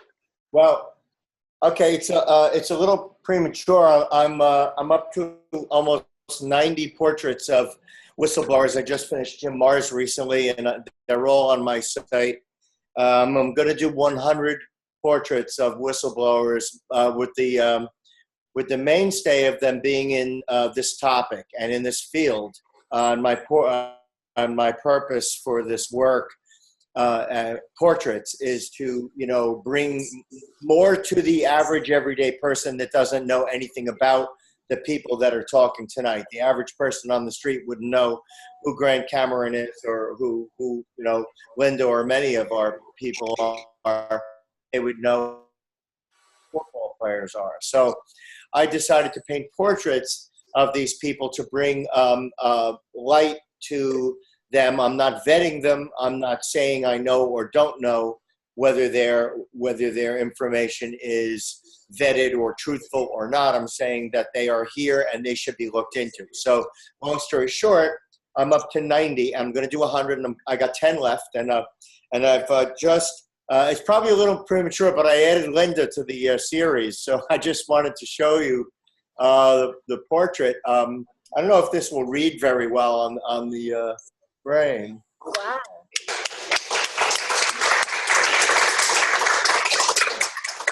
Can you see that? Yeah. Beautiful. Thank you. Okay. I don't have that red hair in here yet, but I was aiming on working on that today, but I lost my iPhone, so my day has been hectic. The light, it's actually a brown hair with red highlights, and when I put on some of these lights, it looks redder. So I am sort of more brown hair with red tints. Okay. Well, it's not supposed to be a perfect accuracy, but when it's done, I'll send you the final. I'll send you the final portrait, and you're welcome. As with anyone that I paint, I've painted Grant and a number of people on the site. Anyone who I've painted is certainly welcome to use that portrait in any way they like too. If you ever wanted to use it for any kind of publicity or a book or just on your site, you'd be welcome to do that. Thank you, Doug. And where you, I think we did an interview a few years back where you were seeing strange, well, UFO, UAP, whatever you want to say it, in that area where you live. Have you continued to see periodically the same kind of strange whatever in the sky? Yeah, well, it's slowed down a little bit, and I think I slowed down on my intense looking, and the thing that I can say about it is that somehow, and I can't say that I know this or not. All I can say is that my intuition tells me that when I'm looking because I'm willing to see, I start to see. And when I'm looking and I'm not ready to see, or I'm just not, my mindset isn't there, I don't see the things that I see when I really sit there. It's almost like they're asking me to put some time into it, like a commitment. Like, all right, do you want to see us or not? You know, so, and sometimes that's the feeling I have, but it seems to have slowed down a little bit for me. But that one particular one that you did a report on, Linda, no one has ever been able to figure out. It's just, it's baffled everybody. Right. I agree. Yeah. And I think you and I have shared the question, Grant, I and others, why is it that specific bloodlines, specific people seem to be focused on by whichever type with whichever agenda at any moment on the planet? And there is that issue that certain people do seem to be the target. And that in that targeting, what is it that is being monitored or provoked? And one of the things that we leave out a lot in all of this is how many times, just like Sergeant CJ, are we being pushed, prodded, and provoked as individuals to expand so that we can help this move forward? Because if humans don't get out of this terrible blind hole that we have been forced into since World War II by our own governments, meaning blind, because when you look at 70 years of complete and total lies, policies of denial, people that have been killed to keep this quiet, others that have been hurt, families that have been destroyed. To what? To keep us from learning that there's other life in the universe and it's been interacting with our own planet for millions of years? How in the world did humans come to manipulating other humans with so many lies? And that seems in some ways to explain some of the situations like yours, where maybe the non-humans, the allies, know that they can't shift the government overnight, or they're not allowed. And therefore, if they provoke you, provoke me, provoke Grant, provoke the people in the room, all over the planet, piece by piece by piece, maybe that's safer. Well, you make an interesting observation. You know, I have other friends who do this pretty avidly, a few people who are always watching the sky. And there's one particular guy that I know that we both remark that it's amazing. Every time he gets these pictures, they're just blurry enough for people to say, I don't know what they are. And and but just distinct enough to say I've got something there. So they lie in this gray area where you can't quite put your finger on them to the right or to the left, but it's all of them. It's like, come on, you gotta be kidding me. One's either got to be totally clear, or one's got to be this. But it's almost like they get just close enough to get you to know that there is the other out there, but they don't become definitive.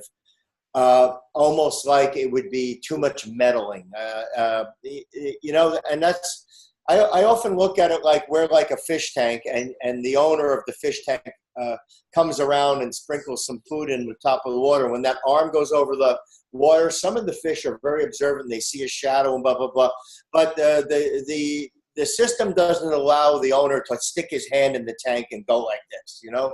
You can't interfere with the environment like that. There's a rule, a galactic rule or something that says hands off, but you can do a little bit of something. That's I sometimes think it's like that. Well, I would like to share here at the wonderful close of this meeting something that I think is emerging from more and more interviews that I'm doing with quantum physicists about this whole issue. Are we living in a computer simulated universe? This appears to be a growing fact, perhaps mathematically established. And I'm not kidding about this, that in entanglement, photon entanglement, every photon in this 13.8 billion light year long universe, every photon is linked in a net. And if you start looking at the universe as a universe in which its substructure is entanglement of photons, that net means quite literally that when we've heard people of Indian guru background say, every atom of your being is linked to every other atom from one end of the universe to the other. If we are that linked in, if we are that connected in a net of photons from one end of the universe to another, then it helps me to look at this chaotic earth and think it really does seem more like a school, because if we are all connected, how can we kill each other? Right on. Yeah. Right on. Beautiful. One last question, and then I want to just quickly go over your what you're doing right now. There was a question, we had some cattle mutilations here in the 1990s in a place called Stonewall, and one of the people here contacted you about that, and they just wanted to know if there was a follow-up with the Royal Canadian Mounted Police. You had gotten information, whether you followed up on these mutilations that occurred in the town outside of Stonewall, Manitoba? There have been so many hundreds of mutilations since then. I try to put at Earth Files only the most solid, but I literally have a river that comes to me all the time, whether it's South America or Europe. There are so many animal mutilations. And recently, I did at Earth Files a story on mutilations in Canada. There's been ongoing mutilations in the United States, and I have this dilemma. If I reported all of the time as many animal mutilation cases that are bloodless, trackless that I get, I think that people wouldn't go to Earth Files. I don't know if this audience agrees. So I try to put at Earth Files on a periodic basis, sometimes at least once every month, the best cases that illustrate the high strangeness. So Canada, I've had so many cases from Canada that I'm trying to remember this particular one, but a lot of people may not realize. They've heard about the so-called horse snippy. The reporter got the sex wrong of the horse, got the name wrong. The mutilated horse was a female, not a male. Her name was Lady. It wasn't Snippy. That was September of '67. Before that, in southern Colorado, near Alamosa, Canada. It was in Alberta and British Columbia that the first dramatic animal mutilation cases made the media. Eyewitnesses were talking. And why were those Canadian cases so important? They were before Colorado. People saw a silver disc and reported a silver disc over a pasture where a horse was lying bloodlessly mutilated. So it started in Canada first. Wow.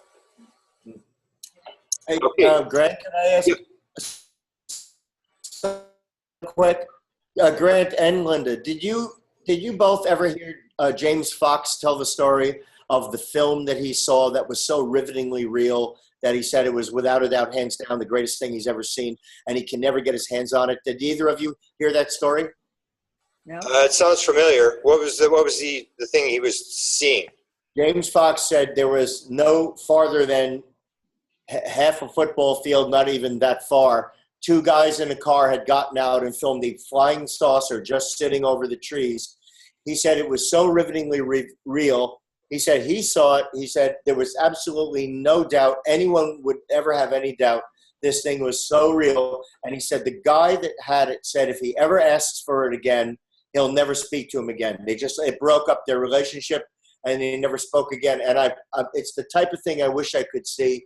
And I was wondering if either of you were in touch with James Fox to know if that's ever doable.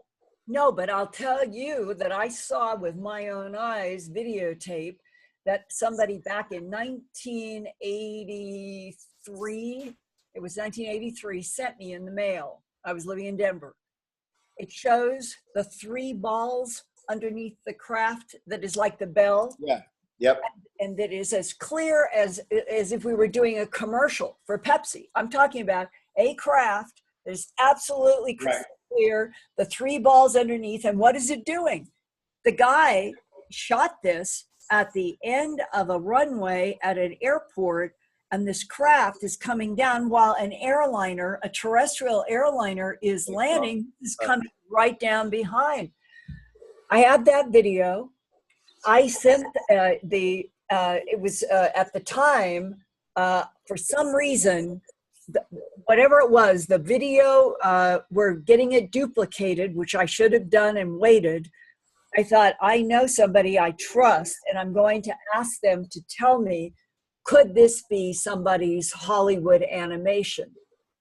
And I sent it out, and it never got to where it was going. It was clearly intercepted.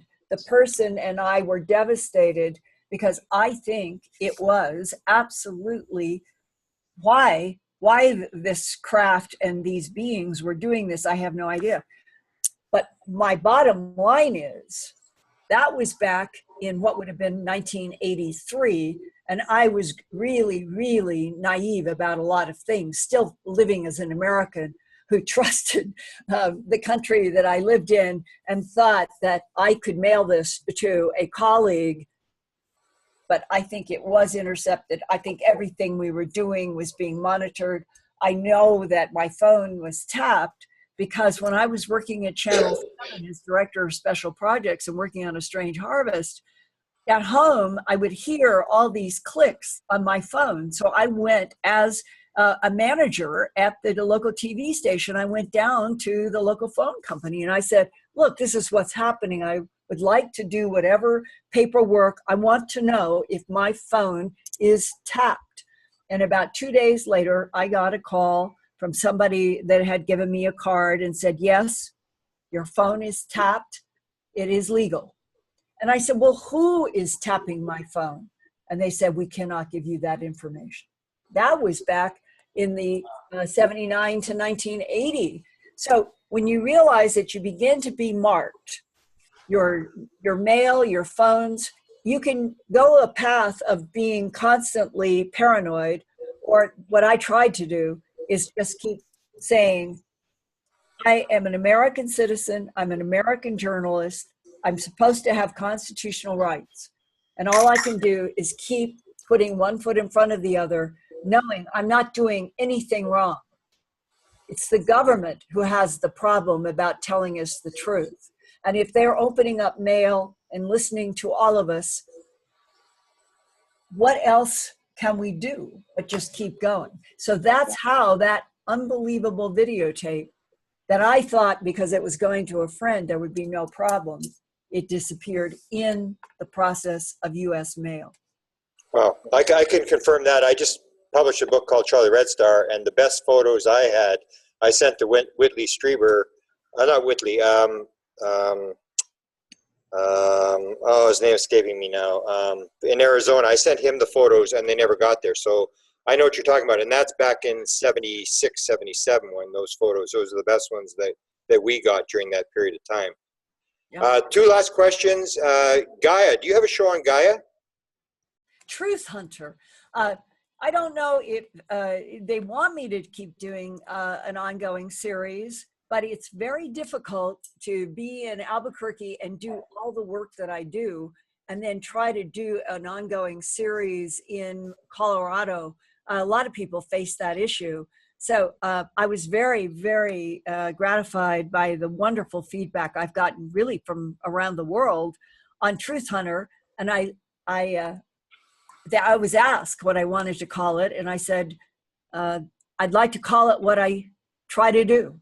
And I really am interested in the truth.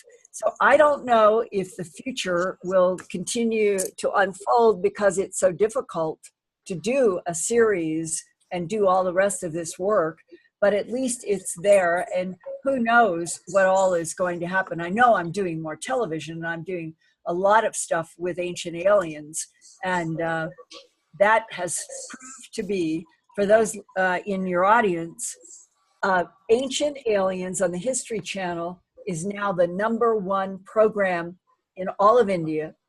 It is the #2 program in all of Malaysia. Around the world now, Ancient Aliens on the History Channel has risen to one of the most popular programs on planet Earth. Wow. And I'm saying this only in the context that all of us have been wanting the government to tell the truth.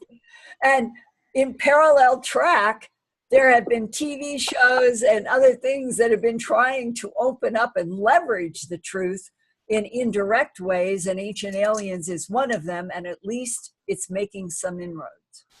Tell us about your radio show. Well, let's see. I do every month, the last Thursday of every month, I do 3 hours on Coast to Coast AM with George Norrie. And those are where I do produced half hours, and then the third hour, it's conversations with Linda, sort of like what we're doing now. John Burroughs and I do weekly Phenomenon Radio on KGRA.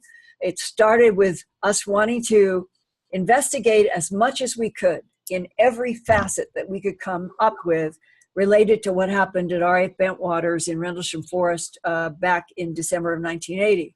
And as we have done the program, the ratings just keep going up and up and up and up. And so we are now branching out into many areas. And this week, on Thursday the 7th, we're having on Whitley Strieber and Barbara Lamb to evolve from some of the questions that John Burroughs himself has had, starting with this question. Outside people saw John Burroughs engulfed in light twice, December 26th and 28th, 1980 in Rendlesham Forest. But John says, why can't I remember what happened? For almost 4 decades, he can remember details up to a point and details after, and the whole missing time aspect of the human abduction syndrome comes down to the question, how do alien minds manipulate, control, and edit human minds?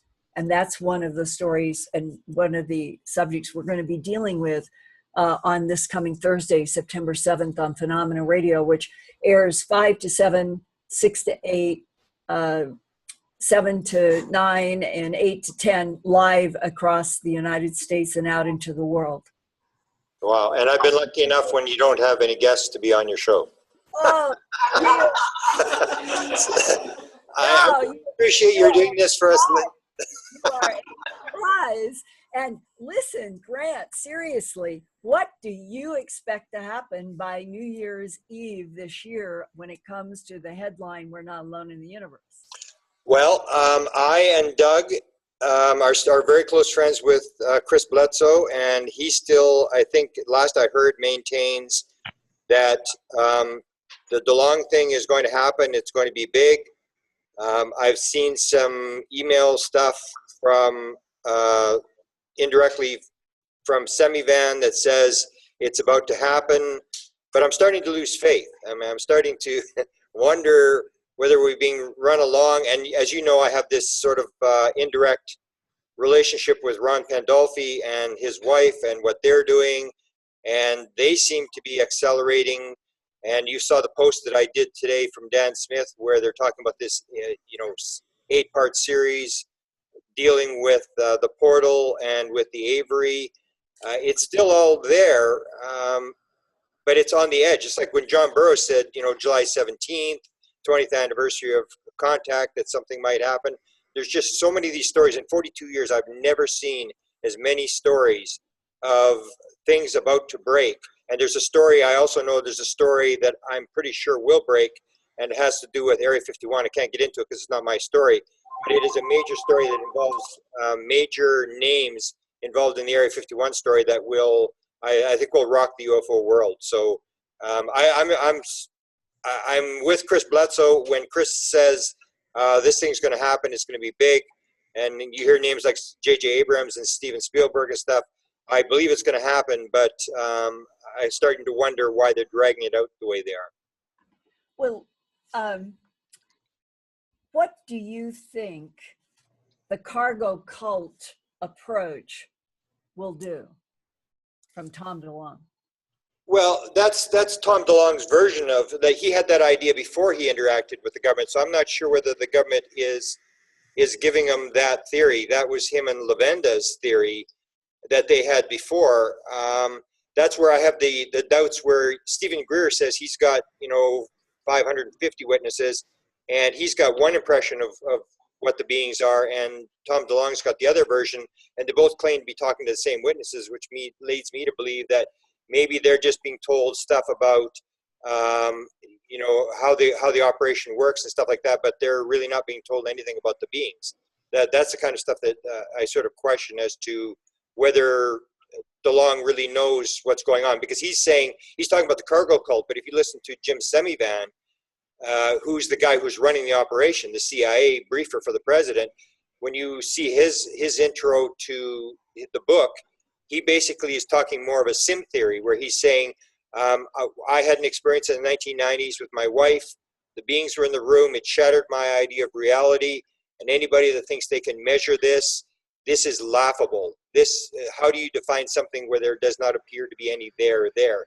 He seems to be talking more of a sort of a thing where it's a lot of confusion. They are running the show. That's one of the things I heard him say, is when he was asked by John Alexander who's running it, he said they are. Like, they are in charge. They are running this whole operation, and we're just sort of standing on the sidelines and watching. So to me, it's a lot of confusion, but I still stand by whether I believe Stephen Greer or Tom DeLonge. The one person I do believe, and I think Doug would back me on this, the one person I would believe with my life is Chris Bledsoe. When Chris Bledsoe says something's going to happen, I absolutely firmly believe that is going to happen. And Grant, how does he talk to you about what he's seeing, either in his mind's eye or dreams now about what's coming? Well, Chris is seeing a lot of orbs. He does describe this. I don't push him because he's in a difficult position. Like, he has released stuff, like he released this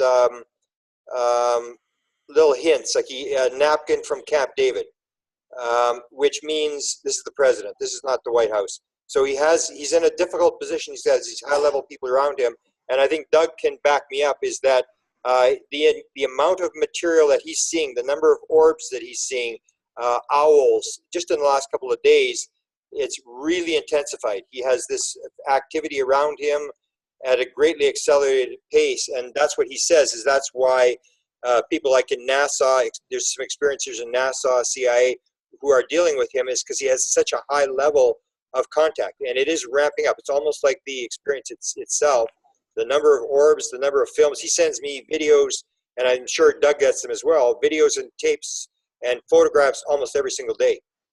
Well, so many people now are coming as if agitated in the human abduction syndrome. I'm getting it in spades. But everybody is seeming to be getting downloads of images. That's why I'm wondering if Chris has seen or been shown something that he would characterize as this is what they're showing him is going to unfold. Well, he did, as you know, he did have the encounter with, Doug painted the lady. He has this encounter with this angelic type figure, the lady, and she does show him these visions of the end times. You know, this would almost 39% of experiencers see this sort of, they're showing the screen of the sort of what we're doing to the world and stuff like that. But he's sort of backed off that. He doesn't, it's almost like he can't really do anything about that. And he's more into the image of the fact that there's a move inside by various people to get the word out, that there's a timeline, there's an actual plan to this thing. They're not guessing, they know exactly what they're doing. And that's more what he's spending his time on. But he did see the visions. And as you described, I mean, these downloads, 42% of all experiencers are reporting these downloads. They are being given material of scientific, technical, and mathematical material. Plus, 39% are saying they're seeing these environmental images of the fact that we are at a very critical time where we are about to destroy the planet. And does that again fit into the character in North Korea whose pawn on the Earth chessboard is manipulating him? I really personally think that the geopolitical territorial complexities of Earth, including ISIS and many others, are actually camouflaged, competing other intelligences, that we really are on a planet where manipulation by outside forces is one of the big dynamics. But to what end do each of the competing sides, what is it that they want? The ones dealing with Sergeant CJ, they want humans to advance rapidly so that we can stand on our own 2 feet. There are apparently others that do want us destroyed, and that could be why there is a pawn in North Korea. Okay, well, the way I look at the North Korean situation is we see, somebody brought this up, I just did an interview with, somebody brought this up and said, because my Charlie Red Star thing involved nuclear weapons. That was why I believe they were here, because of the nuclear weapons they installed in North Dakota. And he said, well, why don't they leave us alone and go and deal with North Korea?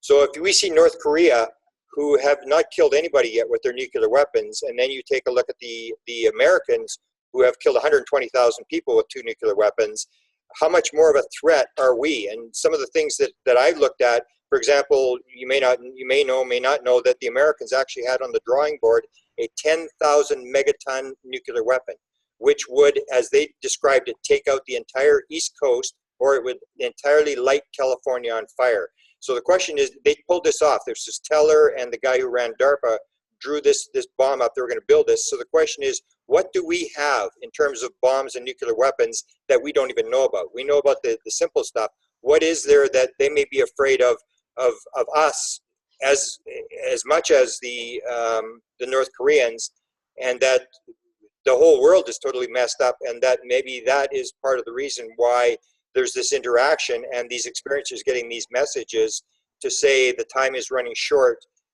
to turn this thing around and have this oneness thing that you described, where everybody's entangled, everybody's one, and we realize that we're just human beings, and stop the divisions.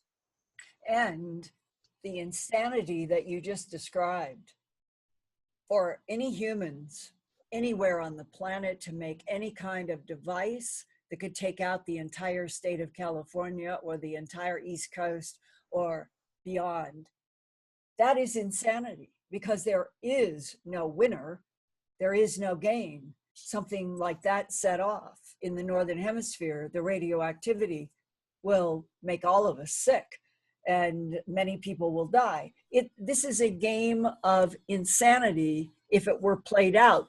So what I'm saying is, if there are chess game players that have been competing with each other for millions of years, and they do this through life forms that they manipulate and tweak and evolve and hybridize and clone, and that we are in that category, except something put a very special soul inside of these particular chess pieces, then right now, at this particular point in the 21st century, where we have thermonuclear being put in our faces, rubbed in our faces again, is it possible that because we have souls now that have experienced what happened at Hiroshima and Nagasaki, that there will be a pushback finally from humans, and that this is what it's going to take for us to get out of being a subjected, manipulated life form on Earth?